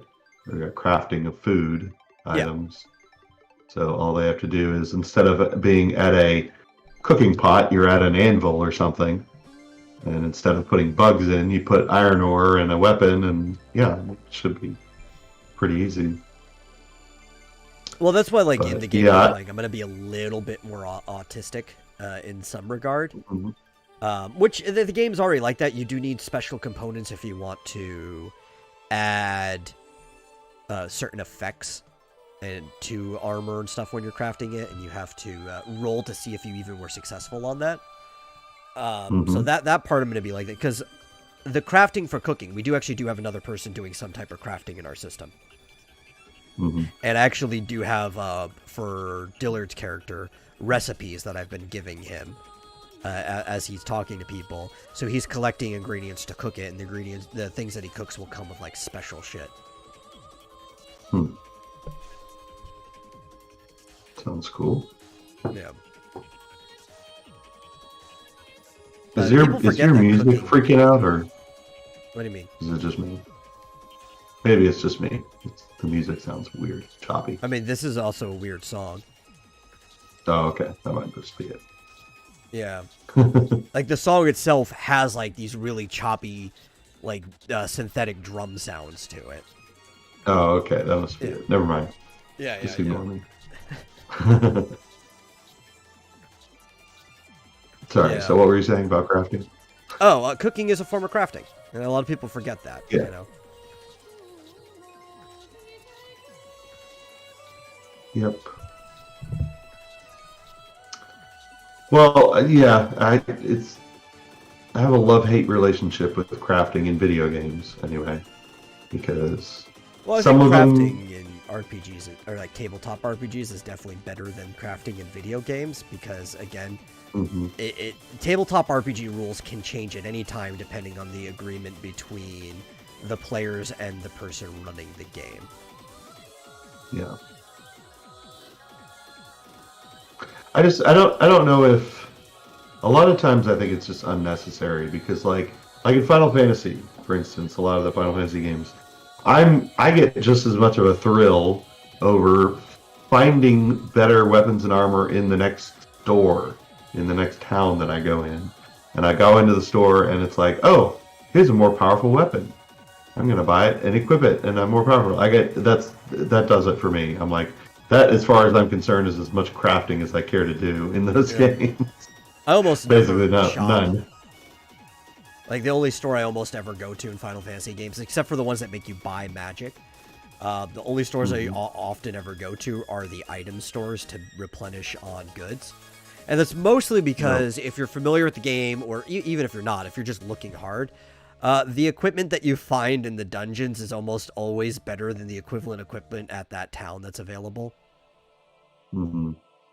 Which there's, God, I can never remember the page number that it's on, but there is a classic 8-bit theater line. It's very early on. And Black Mage, basically, he just gets his gold back from the old man that Fighter paid to tip them off. And he's like, I wonder where Fighter is, so I can give him his cut of the gold, though he'll probably just spend it on useless weapons and armor that'll be insignificant to whatever we find in the next dungeon. And then Fighter, it like clips over to him, I wonder where Black Mage is, so I can get my cut of the gold, so I can spend it on weapons and armors that'll be useless compared to what we find in the next dungeon, because they're shiny. That's right. That's me. Whenever I go to a new town in Final Fantasy, the first place I go is the weapons and armor shops. Yeah. I am very, very conservative with my gil spending in Final Fantasy. Especially the games where gil toss is a move. Yeah. I can see that. I was super surprised. Very valuable. I was like, how did I go from having 200,000 gil to having 0? Because you threw it at everyone.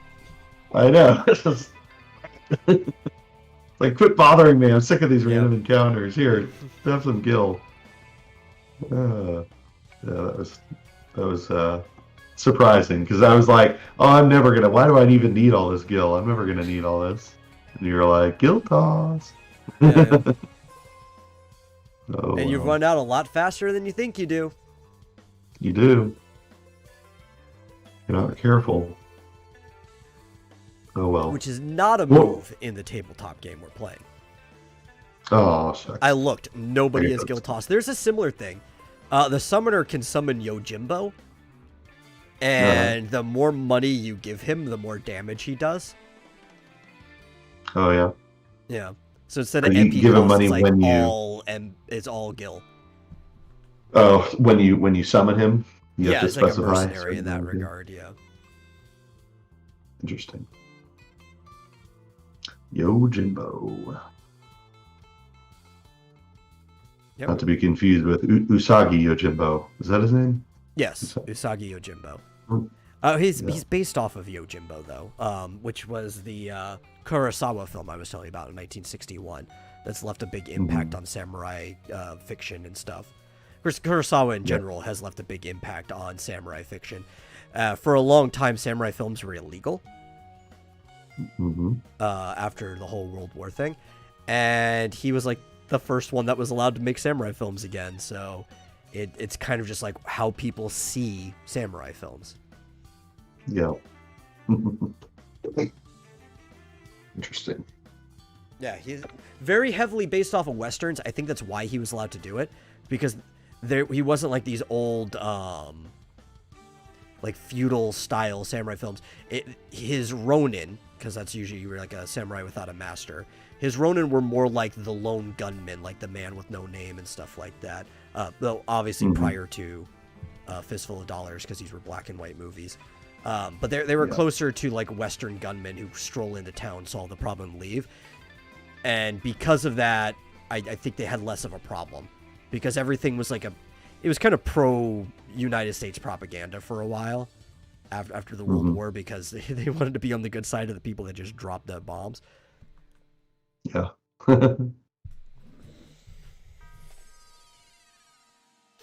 Cool. Yeah. Alright. So, Google apparently thinks that Stadia is alive and well, with over 100 new games launching this year. I guess I signed up for it at some point. I never paid for it. Yeah. But, I get emails from them saying, "Look at these new games that came out." I'm like, I have no idea how to even play these. Is this? Yeah, and I have no How do I interest even? in touching Stadia at all. Yeah, like, do I have to have some sort of hardware? I don't Or can know. I play it on my computer? I don't understand. I get emails about it. And I'm just like, okay, Google, whatever. I think this was a worse experiment than, say, the Ouya was. Mm-hmm. And everyone's like, Stadia's just Ouya too. It's like, no, Ouya was a better idea than Stadia was. Don't even compare them. Just, I mean, even for someone who understands Ouya and all that stuff, I'm like, I don't even understand Stadia. I don't understand what it is. I understand it's something games online, something. Yeah, streaming games. That's it. It's You don't even have physical versions of the games on your device. It's all streamed over the cloud. I don't like that idea in the first place. But like, do I need a device? Can I play it on the computer? I don't understand. I don't know. I think there is a Stadia device. I don't know either. It's so confusing. They've done a really bad job of selling me on this whole system of theirs. Mm-hmm. And it's kind of like a joke. I like to check in on Stadia every so often, just to see like what's going on, because I don't know, Stadia is like just this ongoing joke. Like, Google, stop it. Get some help. Well, okay, so here it is. We've got Stadia.google.com. Get free games with Stadia Pro. Okay, so I don't have Stadia Pro because I'm not going to pay for that shit. Something about controller info, supported devices. Phone, TV. Wirelessly link a Stadia controller to a TV using Google Chromecast. Fucking Chromecast. Or you can play it on an Android device. Well, I don't have an Android. I do, but then I'm still not going to get Stadia. So you either have to have Android, in which case basically you're playing mobile games, or you need a Stadia controller and a Chromecast. All right. It is worse than Ouya. At least with Ouya, you got a box. You buy a thing. Yeah, you buy it. It's very simple. You buy a thing, you plug it in. Yeah, this little cube games. that controllers wirelessly hook up to. I still don't understand Stadia. Is it a mobile app? Is it? So confusing. No, Stadia was DOA. Yeah. Because they didn't even know what they want. They just want to be a streaming service. They want to be the Netflix of gaming. Yeah, but it's got to work on a PC or something. Apparently, it doesn't work on PC. Nope. All right. I mean, I could get it to work on my PC, but that's because I have an HDMI capture input. So all I'd have to do is I could just plug the Chromecast into the HDMI capture input, and then I could just have the thing playing. It still wouldn't be playing on my PC. It would just be playing through my PC. Well, and yeah, I could get there's something called a Nox player that plays or like BlueStacks or something. Yeah, BlueStacks is just Android. Yeah. Yeah. Just basically put an Android emulator on your computer. I was tempted to do that. We were talking about League of Legends Wild Rift. I was tempted to put BlueStacks on here, and I'm like, I'm going to play this mobile League of Legends on my PC, because why would I play it on anything but PC? Yeah, exactly. Surprised that Microsoft didn't do something like Stadia. Well, I mean, they're trying probably to because they were smart and have an Xbox. Yeah, well, the thing is, they're going to try to do that with the games pass and stuff like that. Eventually, but like it would just be an extra option because you still have the PC and Xbox versions of playing things to fall back on. Yeah. So it wouldn't be confusing to people. It'd just be like another option there. Yeah, at least with Microsoft, I understand. Buy an Xbox. There, boom, you've got a game system. Or You buy it on your Windows computer. Yeah, which I'm actually probably going to do. Because I'm kind of interested in playing Halo Infinite, and I'm going to be able to play that on my computer. Cool. You have to buy that on the Microsoft Store or something? Yeah, it'll probably have to be through the Microsoft Store. Maybe eventually it'll also be on Steam. And maybe I'll wait for it then. That happened with Phantasy Star. Phantasy Star Online, Microsoft paid for the English adaptation of it. And that was on just the Microsoft Store at first, because it was an Xbox game. But then like a year later, it was available on, or it was a half a year later, it was available on Steam. So I went through the whole transfer process of getting it moved over to Steam. Pain in the ass, right? So I had to install the Steam version on my external hard drive where I put my Steam games. But then I had to clear enough space on my main computer hard drive to be able to reinstall Phantasy Star, because I had to have an install of both versions of the game to be able to quickly transfer my data over, because you had to like go from one install, get the link code, and then you had like an hour to kill it and then go into the other install and put it. Now, for most people, they're like, oh, well, this isn't a problem because people who are going to play on Steam had it on their Xbox, so they can actually have both devices running at the same time. But because I had it through the Microsoft Store, I'm like, okay, grab, close, boot up, fix everything. Now I can kill the old application that I don't need anymore, uninstall it from my computer. And that game takes up 80 gigs, so it's not like I'm complaining about having it on my computer, right? Yeah.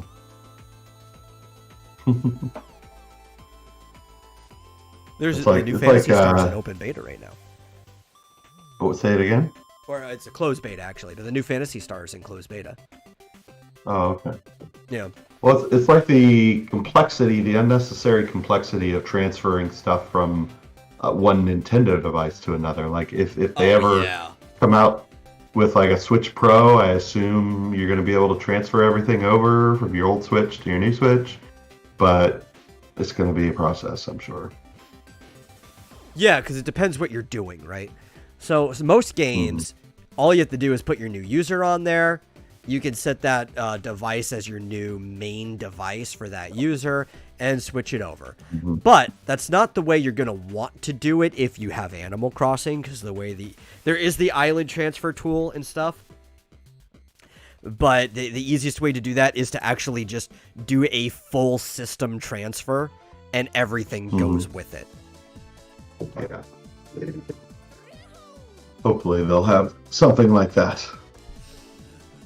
But I remember with some of the old devices like 3DS and stuff, if you went to a new 3DS, it had to like copy it over, and I don't know if it was going over the internet or what it was, but it was no, it was local wireless. It was directly to each other, because I used to do that before. Yeah. I actually had to do it with the Switch recently. Because I was not the main person on the Animal Crossing island. When I was switching over, because I was starting my own island, the only way I could keep my character was to actually take the other Switch and do a transfer of that user fully over. Which didn't take the whole island, it just took the user, and I was able to start a new one. But they made it needlessly complicated for user transfer.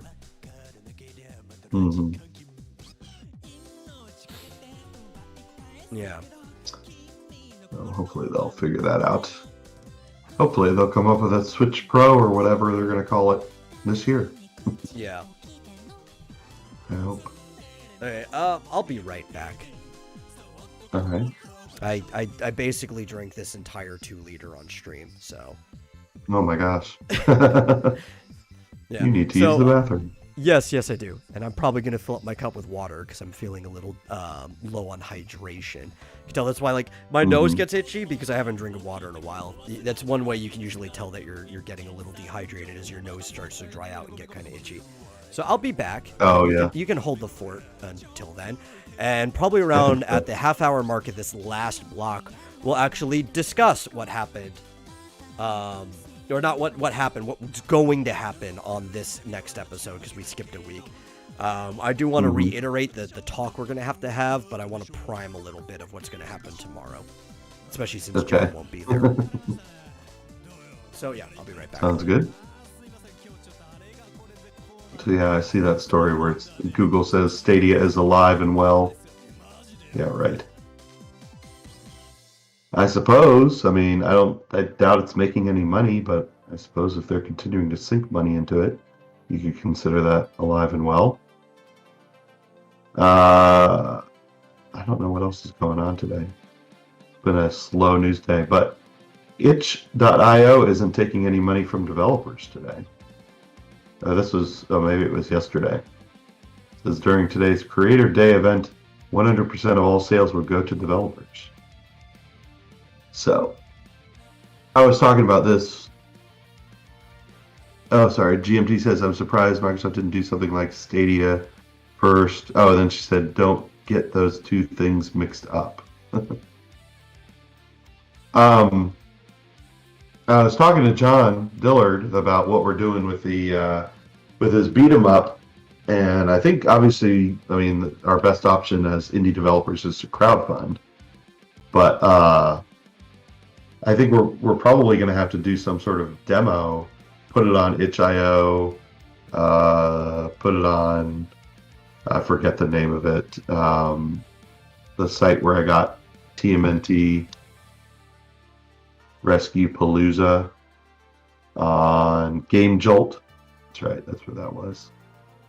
So I'm thinking we're going to have to do some sort of demo and put it out and see if we can gauge people's interest in it and get people interested in it, because we can't just advertise this to Comicsgate or indie comics fans, because there just aren't enough. We need to advertise this to game fans if we want to get enough interest. So, what's going on?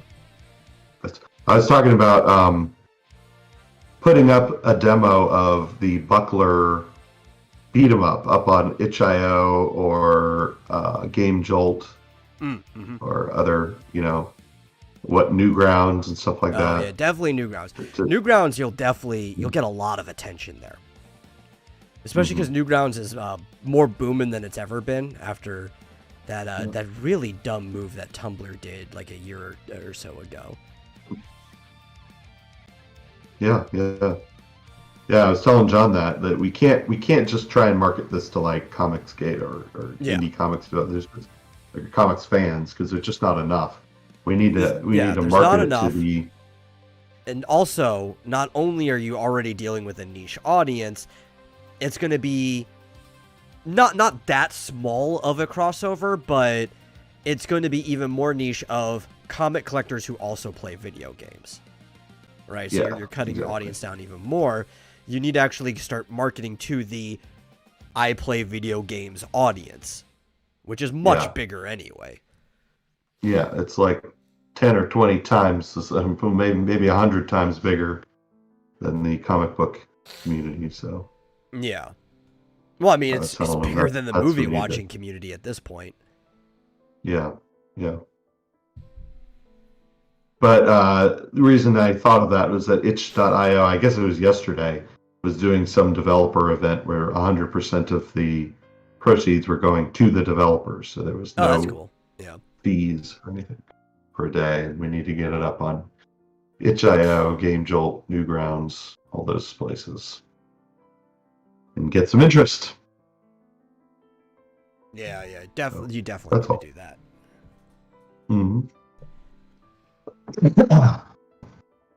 So, I upload stuff to did you want to talk about? Time. You do? Like what? Yeah, mostly art, because Newgrounds is more than just animation. I did upload that lazy animation I did of our little trip to the Oasis in the RPG to Newgrounds. That's like the only animation I have up there. I'll eventually have more animation, but Newgrounds hosts illustrations, animations, games, and audio. So like if people make music or they do voiceover recordings or anything like that, those are the things that Newgrounds primarily hosts, and a couple other one-off things. But they're all just about like created independent media. User created. The slogan for Newgrounds always has been and always will be everything by everyone. Yeah. As opposed to YouTube, which is nothing but approved news from authoritative sources. Yeah. Or ANAS for short.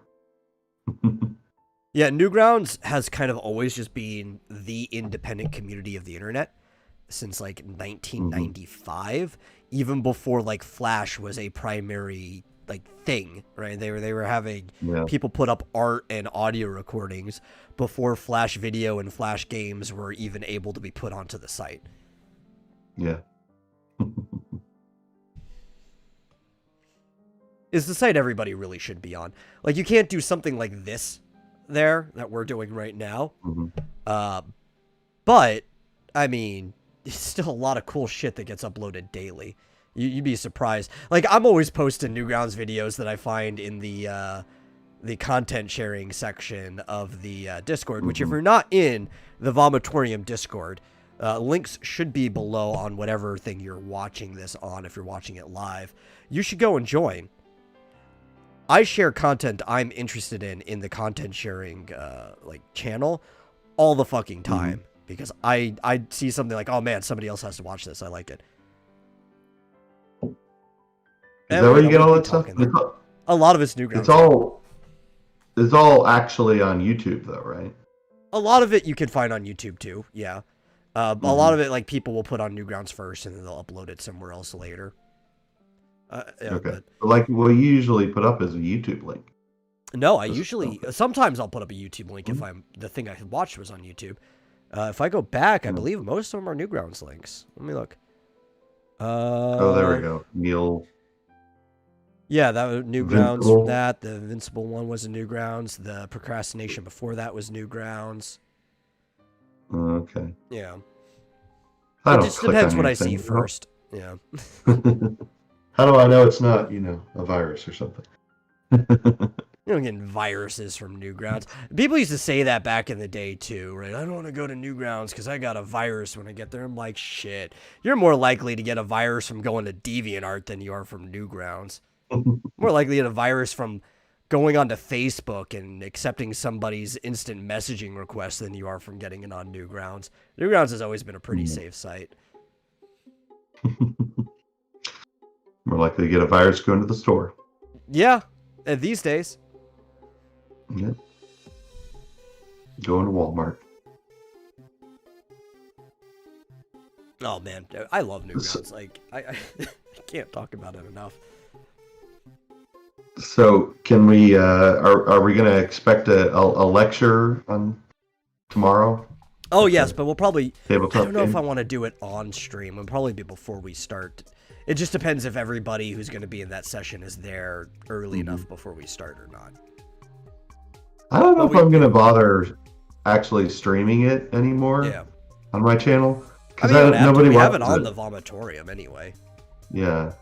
I might just leave it at that because nobody watches on my channel.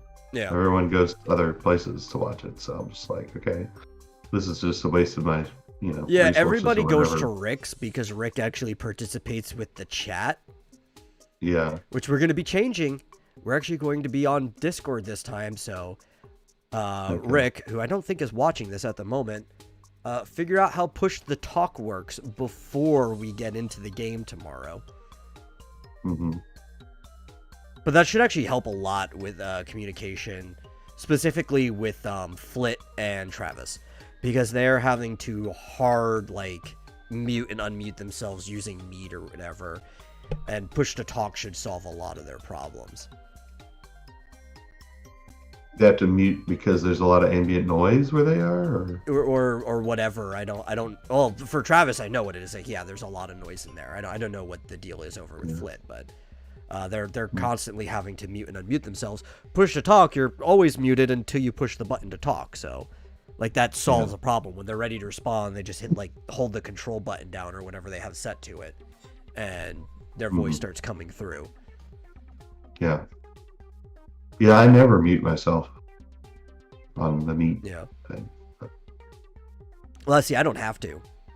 One, I'm the game master, so I should really only ever be muting if I'm like leaving to go use the restroom or something like that. Yeah.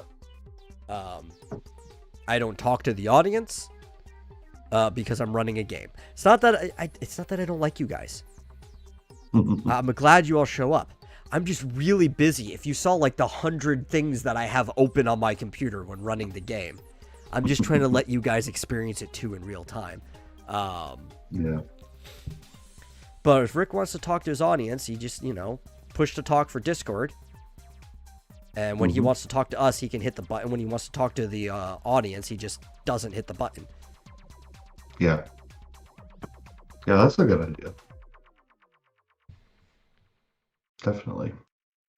And I will not be streaming it on my channel anymore. Yeah. That's funny. It's not like I don't like you guys. That sounds like something I would say to guys I don't like. Yeah. No. If I don't like somebody, I'd say it to their face. Yeah. Yeah. But I'm so busy running it. I've actually tried interacting with people before too. Especially if we come to a lull part, like somebody's getting up to use the restroom or something like that, and I do see somebody's in the chat like Mallet or something, I'll talk back, but like we just don't want to slow down the pace of the game or anything like that. Yeah. I understand. Yeah. But yeah, we're definitely going to have that talk again about declaring actions, because that's the way a game like that's supposed to work. And again, it is mostly my fault. Like, this is something I'm taking full blame for, because having the number of new people that don't have any experience with RPGs, it really should have been on me to explain this clearly to everyone, that you're supposed to declare your action, like declare what you're doing at any point in time, because even the map itself is really just a representation that we use to make combat flow easier or to give you a feeling of the room you're in. Most of what happens is theater of the mind in any RPG. And I can't just have somebody dragging their icon across the screen as if this is a video game, and I'm supposed to be able to immediately interpret what the character's doing. This actually, sometimes it leads to cool moments, like the whole Oasis thing, because Flit was just kind of like dragging his character through the water. I'm like, is your character going for a swim? And we got a really fun moment out of that. But it forces me to have to like interpret what your character's doing at any point in time. And it's fine when only one character's doing that. That can lead to fun things. But when everybody's just randomly dragging their characters over, and they're like lining up in this hallway, and things are jumping left and right and stuff like that, it's like, you guys, we're not playing a video game. And so we're definitely gonna have to have a talk about that.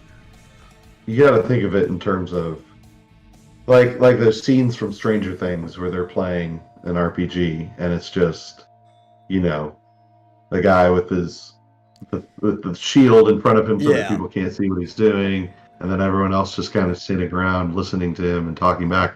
It's like there's nothing physically in front of them. I don't remember if they had tokens or whatever. They did have tokens, but they didn't even have a map for it. It was mostly just to represent what was on the field. So like when he put down the figure for the Demogorgon, that was put down. But yeah, so it was like, if you want to do something, you're not moving anything, so you have to say what you're doing. Otherwise, they'd have to read your mind or something.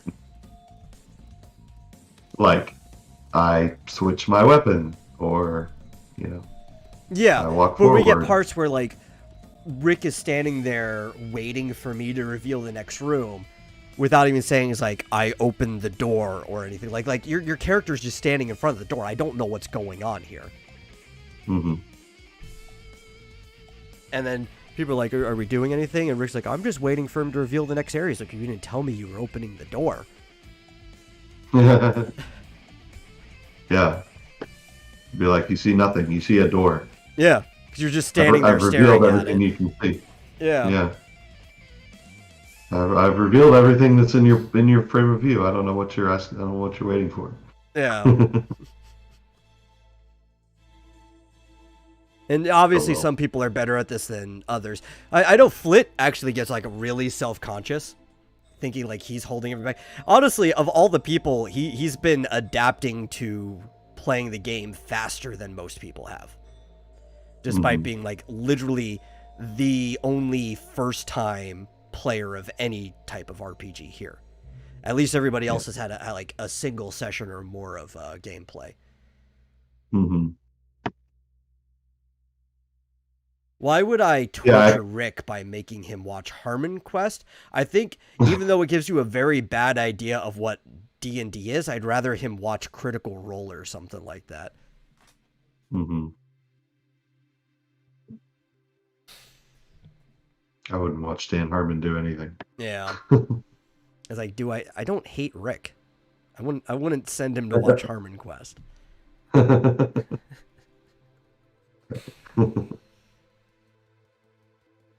I don't know if you hate anyone that much. I don't really hate anyone, to be honest. Like, it's not a good way to get through life. There's people I'm disappointed in, like, but hate, that's pretty strong. GMG says, I'm just a sick robot. Obviously. Yeah. But I'm fairly certain, I don't know how long it'll take you guys to get there or what you guys are going to do. There's very likely that you guys are going to be fighting a boss in this very next session. Mm-hmm. Without our monk. Yeah.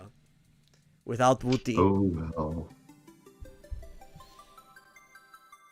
Oh well, what are you going to do? You'll just have to catch up by punch rushing a giant guardian to get 15,000 more experience points. Or something, I don't know. Or something. Well, I think we could still defeat those two guardians without him, but I don't know about a boss. I don't know. We'll see.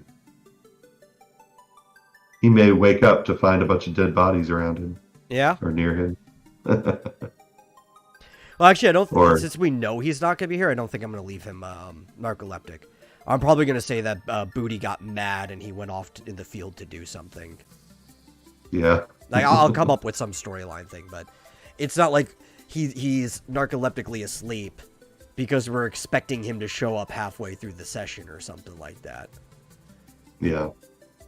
Well, we need our Ghost Evan character to come in and haunt him, or inhabit his body. Yeah, that's not going to happen. Was that in this game? Did he start out helping us? Yes, very early on, in like session 3 or 4 or something. Both Travis and Flit could not be there for a session. Actually, Travis couldn't be there for like 2 sessions. So he had the option of possessing people, and he ended up possessing Flit. It was during your Anaconda hunt. Mm-hmm. Yeah.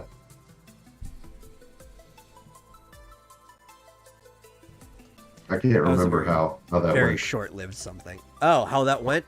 He used his animal talking ability, his beast talk, to talk to the Anaconda. It didn't help. Because, like, so technically you're only supposed to be able to use beast talk, right? On creatures that have primitive or higher intellect. Yeah. The Anaconda has animal intellect. So I played along. It talked to you, but it didn't understand what he was saying, really. He wasn't able to be persuaded. It was just like, I'm a big hungry snake. I want to eat, you know? Mm-hmm. It wasn't like a Harry Potter snake. No. Strangely had some sort of intelligence. Which would have been known. But he did not have the ability to scan, because Flit didn't get scanning until, like, what? Almost the second time you guys went into the fire swamp, because he was, like, the last level 1 spell that he picked up. Yeah. Which in retrospect probably would have been the first one that picked up. Oh, it would have been the first one I picked up. Like, even before, like, Yeah. Cure or anything.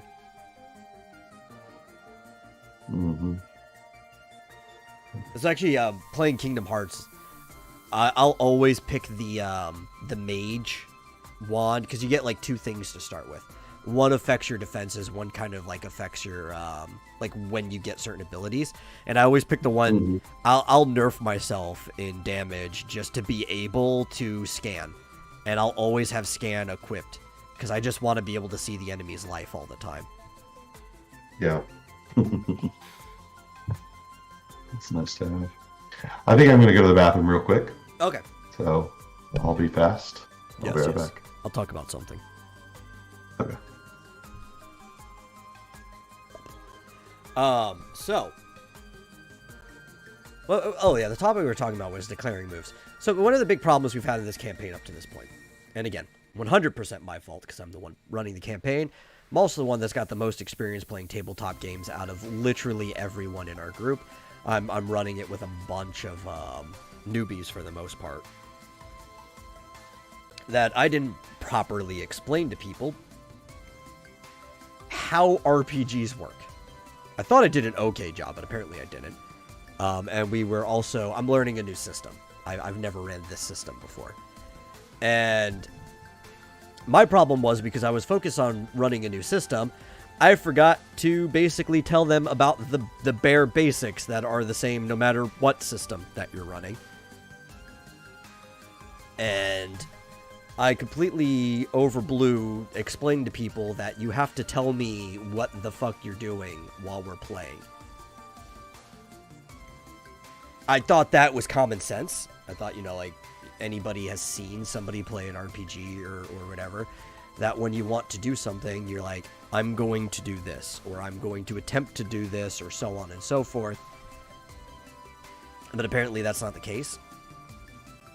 As specifically, mostly Rick will just kind of like jump around doing all kinds of stuff, waiting for me to like ask what your character's doing instead of telling me what his character is doing.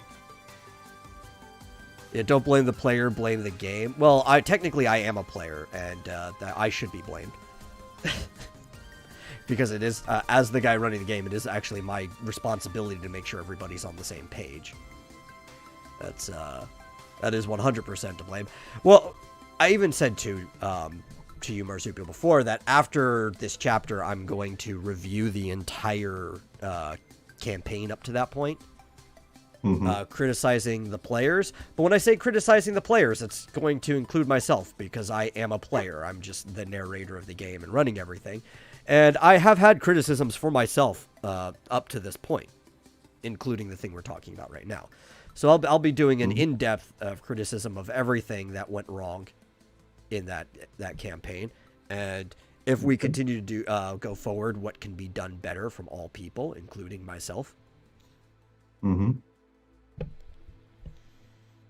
Sounds like a plan. Yeah, I don't know when this is going to happen, because I have no idea how long it's going to take us to finish this chapter. Because the whole, each chapter is kind of designed to be like a module, like an adventure on its own, right? So there's the prologue, which the prologue has a bunch of options going out.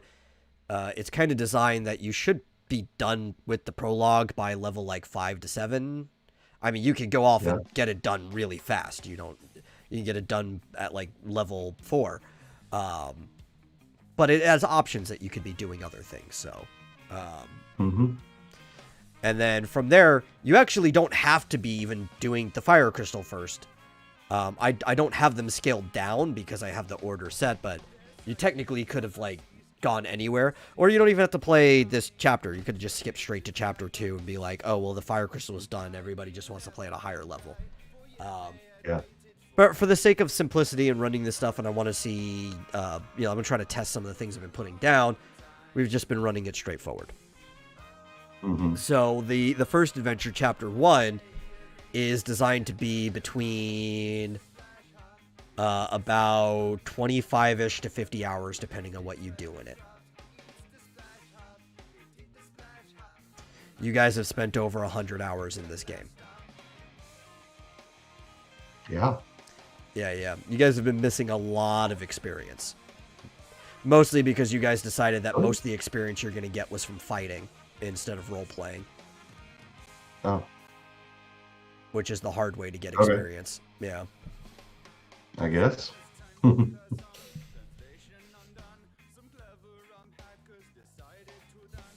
I guess I didn't know that you could get experience any other way. Yeah, actually, the bulk of the experience was designed to be gotten from role-playing. Yeah.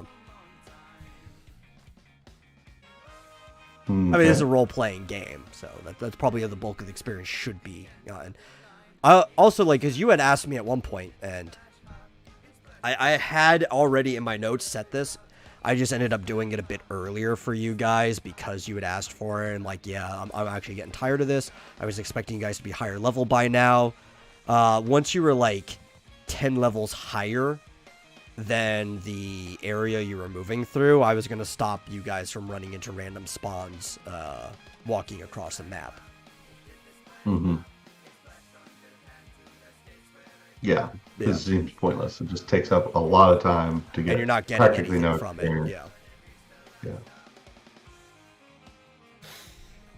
However, we still need to go back and get kill some Kektuars.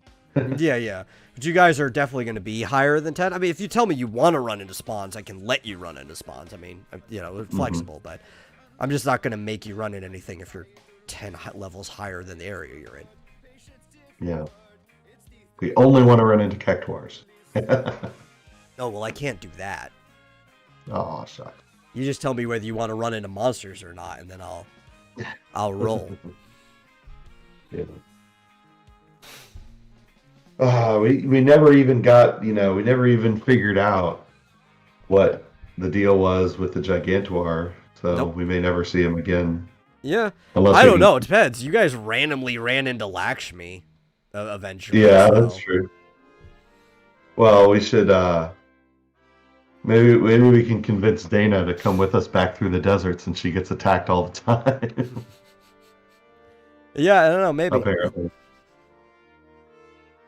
Just like, dangle a case of soda in front of her. Yeah. But, so, what was I getting at? Let's get at something before that.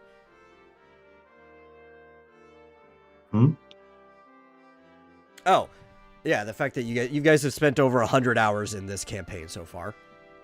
The only reason I know that is because I've been adding up the time of all of the episodes together. And, I mean, the fact that the average episode is about 4 hours alone, and you guys have spent like 25 sessions in there, and some episodes have gone more than 4 hours. Like, that already just adds up to like 100. Yeah. Why are they taking so long? Why is this taking so long? Because nobody role plays. Oh, okay. That's seems like that would make it take long. Yeah, like it seems like that, but I don't think you realize how much experience you're supposed to get for role playing. Why do you think it's not just the Greg stuff, right? How many episodes or weeks have you planned for the game in total? We run it every Sunday. And I have basically, like, sometimes I'm making maps because I originally planned this out on paper. I was going to run this for another crew in person, so we weren't going to need all these maps. But because we're running it on Roll20, I actually make nice maps. So a lot of times I'm working on the next dungeon we're going to, so we have the visuals. All the mechanics and, like, math and stuff have basically been planned out for Chapter 1 from kind of the beginning when we started. So I have it planned all the way through the end of this adventure. Flexible, too. I mean, they can run off and do whatever they want. For, like, the first, whatever many sessions, you guys were really just running around doing hunts for this hunting guild. Yeah.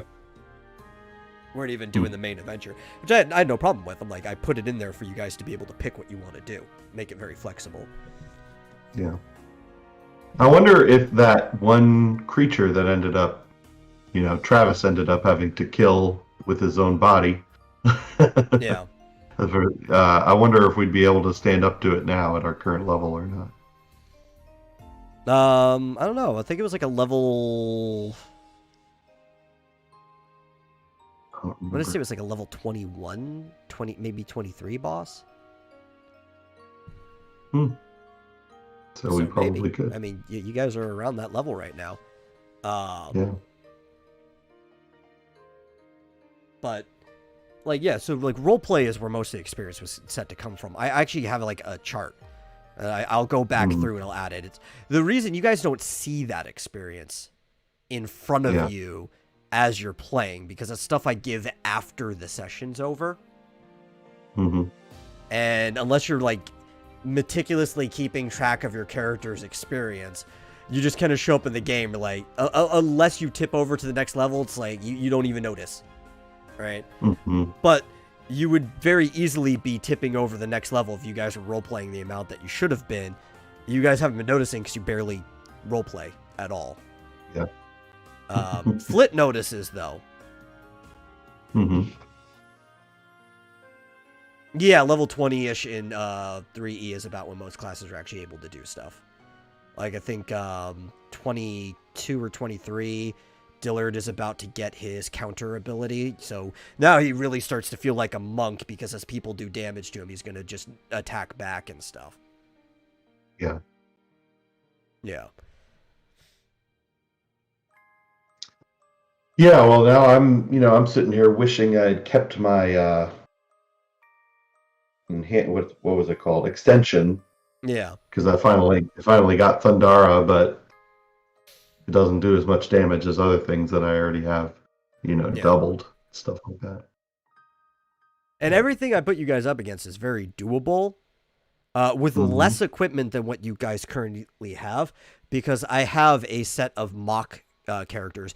I run a Final Fantasy 1 party. I have a set of mock characters that I level up in different sections. It's a fighter, I do fighter, red mage, black mage, and white mage, just to get a spew of different types of stats and moves being done. And I will run them through in like a set of encounters to see how doable it is. And they will only have the availability of gear that an experienced character of that level should have. So I run skirmishes and on paper to make sure everything is doable. But there's also a reason more than just Greg's gear on why Flit is a higher level than the rest of your party. And Flit, by far, if you go back and rewatch things, does more role-playing than, like, the rest of the team.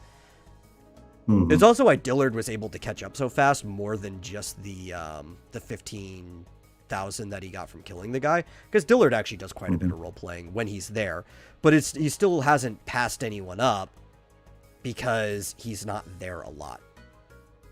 Yeah. But what I'll do is I have a system, and I will... How I handle roleplay experience, right? I broke this down to Travis so he understands. He doesn't think about how his character should interact. And I don't penalize people for performance, because that's not how role-playing games could work. Not everybody's a good performer. I reward people for trying, right? Like... actually doing the things. I don't even penalize people necessarily for bad dice rolls or anything like that. I want to see the effort of somebody trying to interact with the world. I will take how much experience you need to get to the next level. Not what you're missing, but from like the base point of your level to the next level, right? That will be the number. And what I will do is I will go through all of your actions from the game.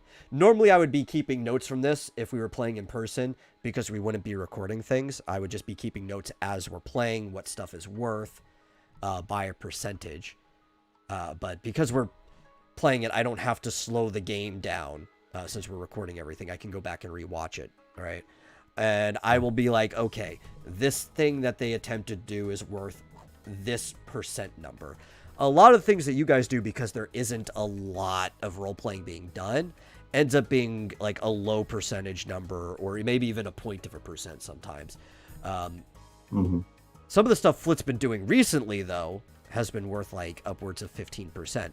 And if you guys do a lot of role-playing, that percentage just gets added to each other. So you can actually easily do well over 100%, right? And I'm just stacking up these percentages. Then I will take it to that number that I marked of like at the end of the session, what do you need to get to the next level? And I will give you the experience that corresponds to the percentage multiplier of what you did for everything.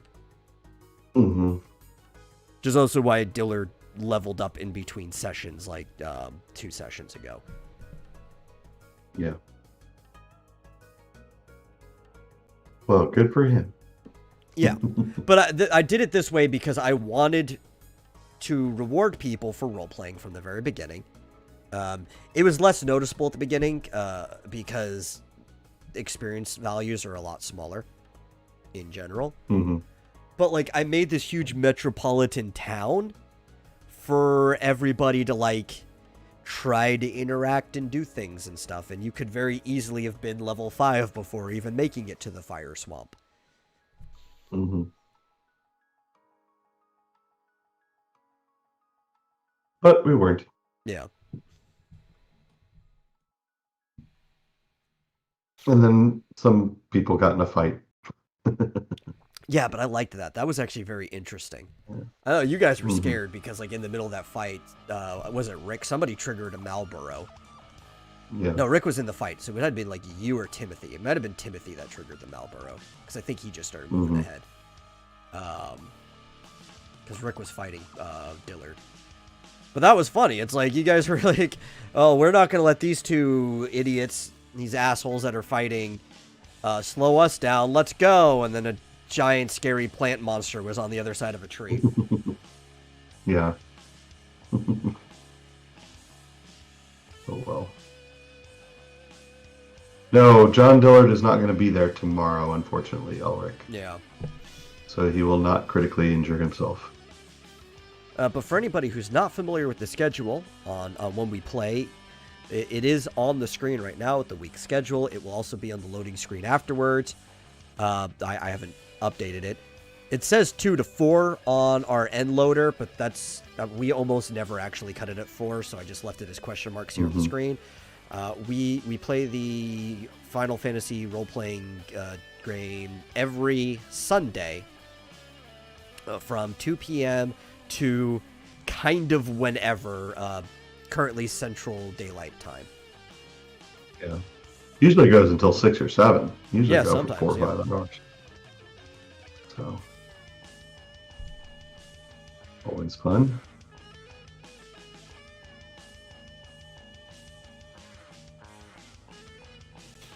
Yep. And they're currently in this very big mechanical cathedral. Hunting down a fal'Cie.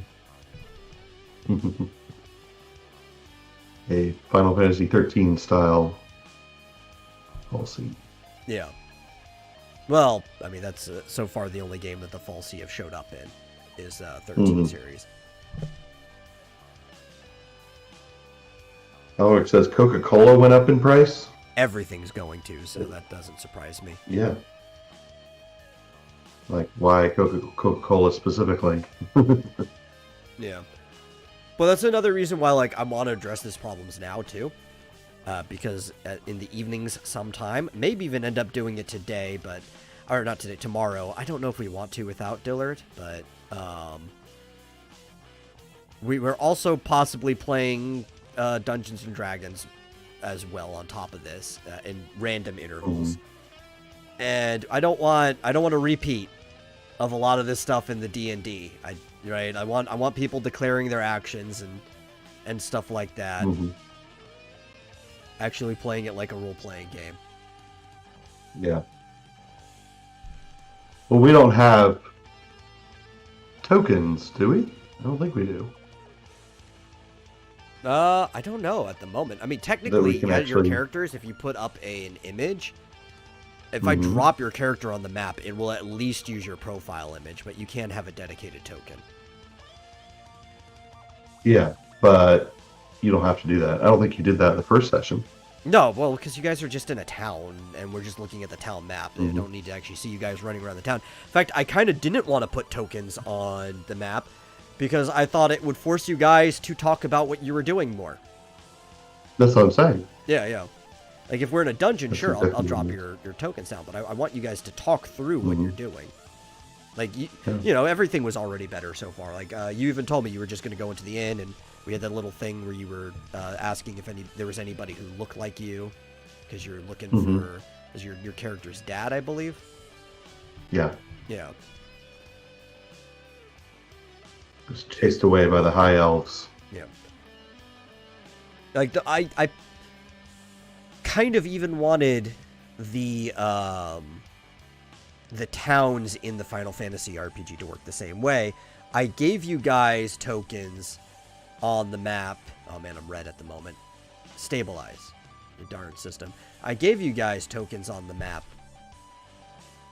just so that you guys could feel like you're in the town, but like none of the characters walking around, unless they're named, really exist. They're just there to litter and make the town feel more populated, right? Yeah. Like, most of the game should be theater of the mind, and I don't even think certain characters certain players like Rick even noticed this, or like it really clicked, even though I've said it before, until this like last session, or the session before that, actually, where he wanted to go up onto the roof, and he's like, oh, well, if you don't have the map for that, I'm not gonna do it. It's like, no, Rick, we could just talk it through. The roof exists. Just because I'm not showing you it doesn't mean you can't go up and do something on the roof. Yeah. We could do anything. We just got to talk through it. This is how a role-playing game works. When did he want to go up on a roof? Dillard wanted him to go on the roof because he can fly, or his bird can fly. And he noticed, because you could see that there's like a stained glass window and that there's a second story. And he wanted him to go up there and see if he could see through it or anything, or maybe poke a hole through the stained glass window. And they were doing this whole thing as your character was getting bored, and you, without declaring what you were doing, just started moving your character inside slowly. Yeah. Indeed. Yeah.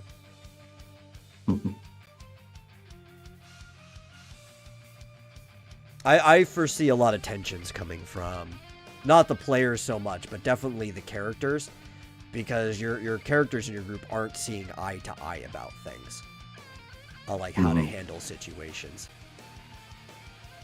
She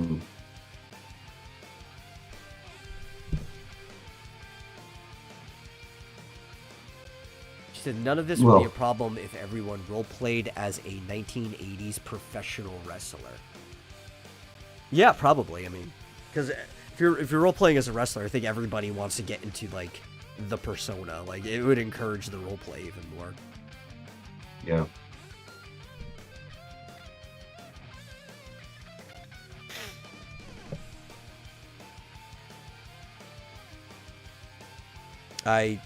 Did we even mention high elves? When were high elves mentioned?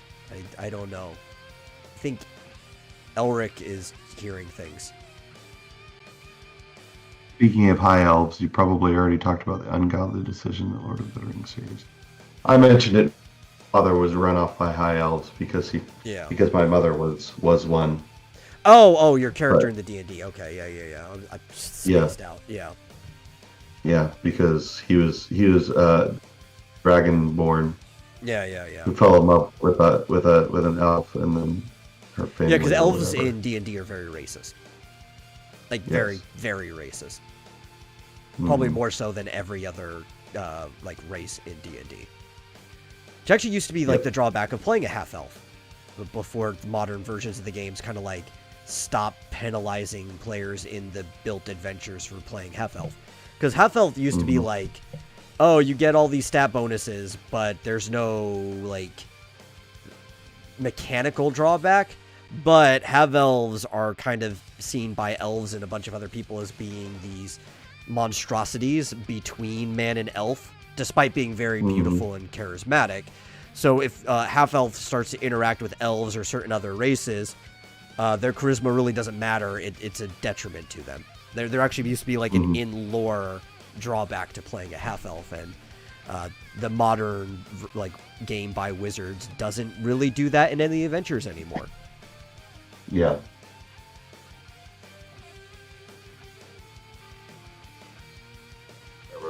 I remember Tannis half elven. Yeah. Wasn't liked by anyone. Although, I mean, aren't all races in D&D pretty racist? Some more Seems than like they are. others. I mean, And some of them humans only don't like elves or particularly, dwarves. particularly towards certain races.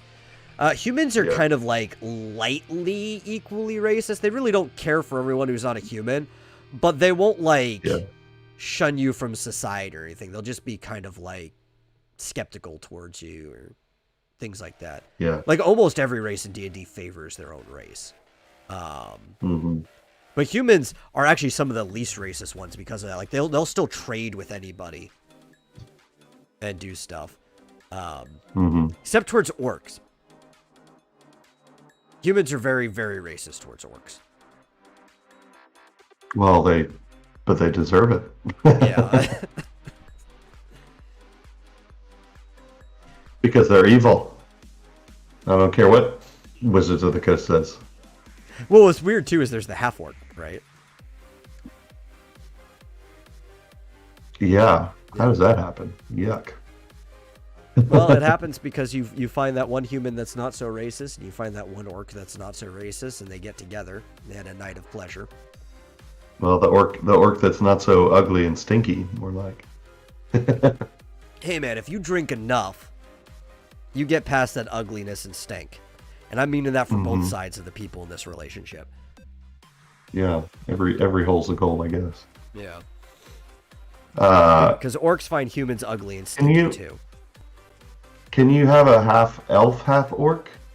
Like rather than half orc and half human? I mean, I guess. I don't think there's anything particularly stopping you. Especially because like for a long time too, people have homebrewed like mixed breed like races and stuff in D&D. Like there've been people like half dragonborn, half whatever, right? Yeah. Well, that's my character. Is half dragonborn, half yeah, but elf. some people have actually homebrewed stats when it comes to that, right? Like, yeah.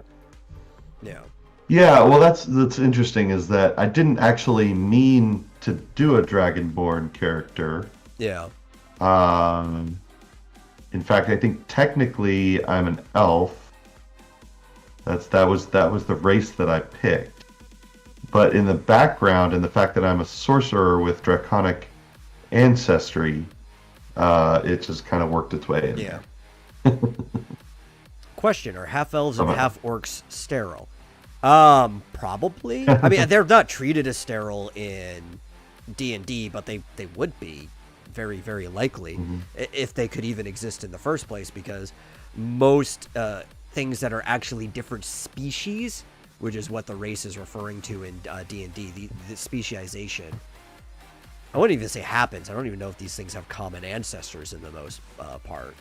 Maybe humans and dwarves do or something. But being the fact that they're different species, if they were to crossbreed, they would very, very likely have a infertile or sterile heir that could not have an heir of its own. It's actually my problem with Dragon Ball, because Goku's kids should not be able to have kids. Or maybe even exist, because I don't know what the actual genetic compatibility of humans and Saiyans are, but his kids definitely should not have kids. It's ridiculous. So if a half elf and a half orc had a child, it would be called an elk. I don't even think they could have a child, but I guess yeah. But you would think a half elf and a half orc would have more in genetic, similarity to more human. in common. Well, do more, genetic similarity to each other than they would than a human to an orc, or a human to an elf or something. They're both at least they would both human. have the human part, yeah. Well, it also depends, right? So this is why sometimes they can have an heir and sometimes they can't in real life, right? So let's go to the mule, right? Let's get a horse and a donkey together, right? Yeah. If the mother of this creature was a horse, and that mule breeds with a horse, then typically the chromosomes will actually mesh and they will have a full horse child. Okay. right? Because it will just get the chromosome from the horse grandmother. This is actually how it works, right? Because sometimes they'll be sterile. Typically, if the mother's a donkey, it's always sterile, regardless. For some reason, the way the chromosomes fall, if it's the horse mother, you can at least breed with a horse and you'll get another horse out of it. So let's say if you had a half elf, and we'll be fair to both sides. We'll say it could happen either way.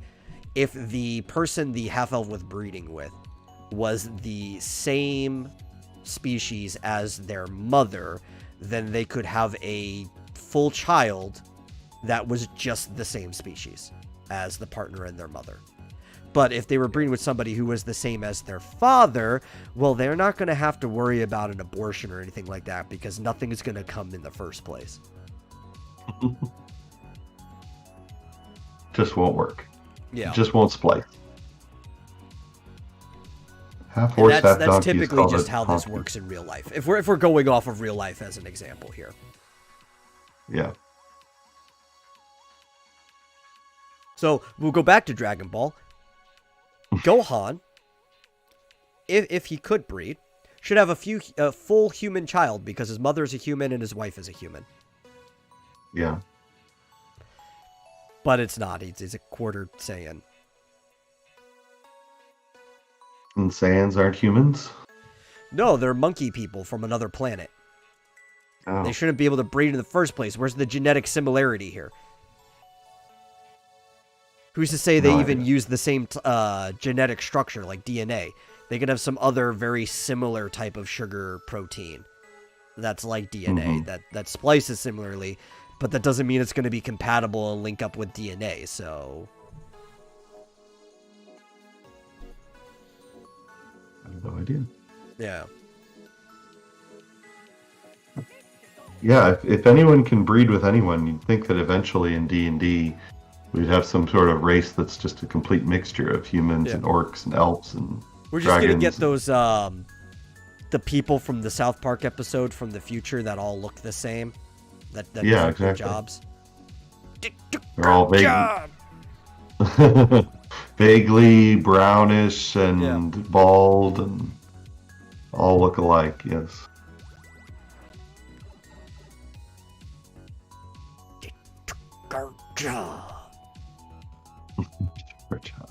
That's one of the best episodes of South Park. They can have more kids with the Saiyans from Universe 6. But, yeah, can they? I would assume, because they're parallel universes, right? Like, they're twin universes. So you would hope that the way that should work is that at least on the planet, their genetic structure should have evolved the same. But from what I can tell, the Saiyans in Universe 6 don't even have tails to begin with. So, I mean, they could still have identical genetic roots, and they just evolved differently. But I don't know. Could you have relations with somebody from another completely isolated universe and actually have children? It was to say physics works exactly the same, right? It could be like a minor just tweak. Just turn the dial to a fraction of a %, and if things just don't click anymore. I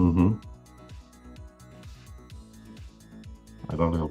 Yeah, I don't think anybody knows. I don't know if it's knowable. That's the thing, right? It could be an unknowable thing. Yeah, that's right. Some writer will have to decide. Magic does exist in that universe. It's a very specific thing.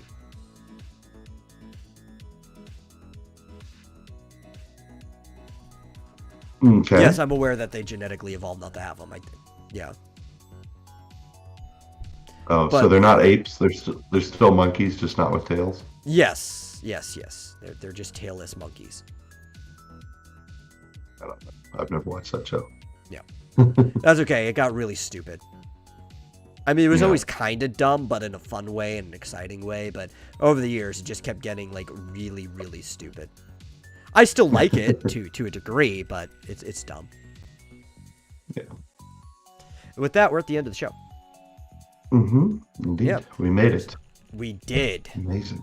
After several bathroom breaks and scrambling through topics and stuff, and even rehashing some old stuff. But we made it to the end without too much difficulty. Thank you, everybody who watched this live or will listen to this in the future, for coming to the Vomitorium, episode 84. We're actually coming very close to another milestone soon.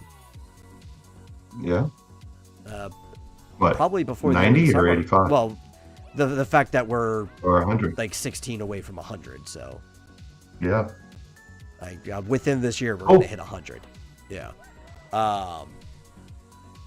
So yeah, thank you guys for showing up, and we will see you in the next episode. If you enjoy the show, please share it with somebody else who may enjoy it. Follow it if you're not already. We want to see your faces again, even though we don't actually get to see your faces, but we like to pretend we do. You get to see ours. And if you really enjoy it, consider possibly giving a donation at streamlabs.com/thevomitorium live. Well, just Vomitorium live. Don't put the in there. You won't get the right link. Streamlabs.com/vomitorium live. And yeah, we'll see you in the next episode. Have a good one.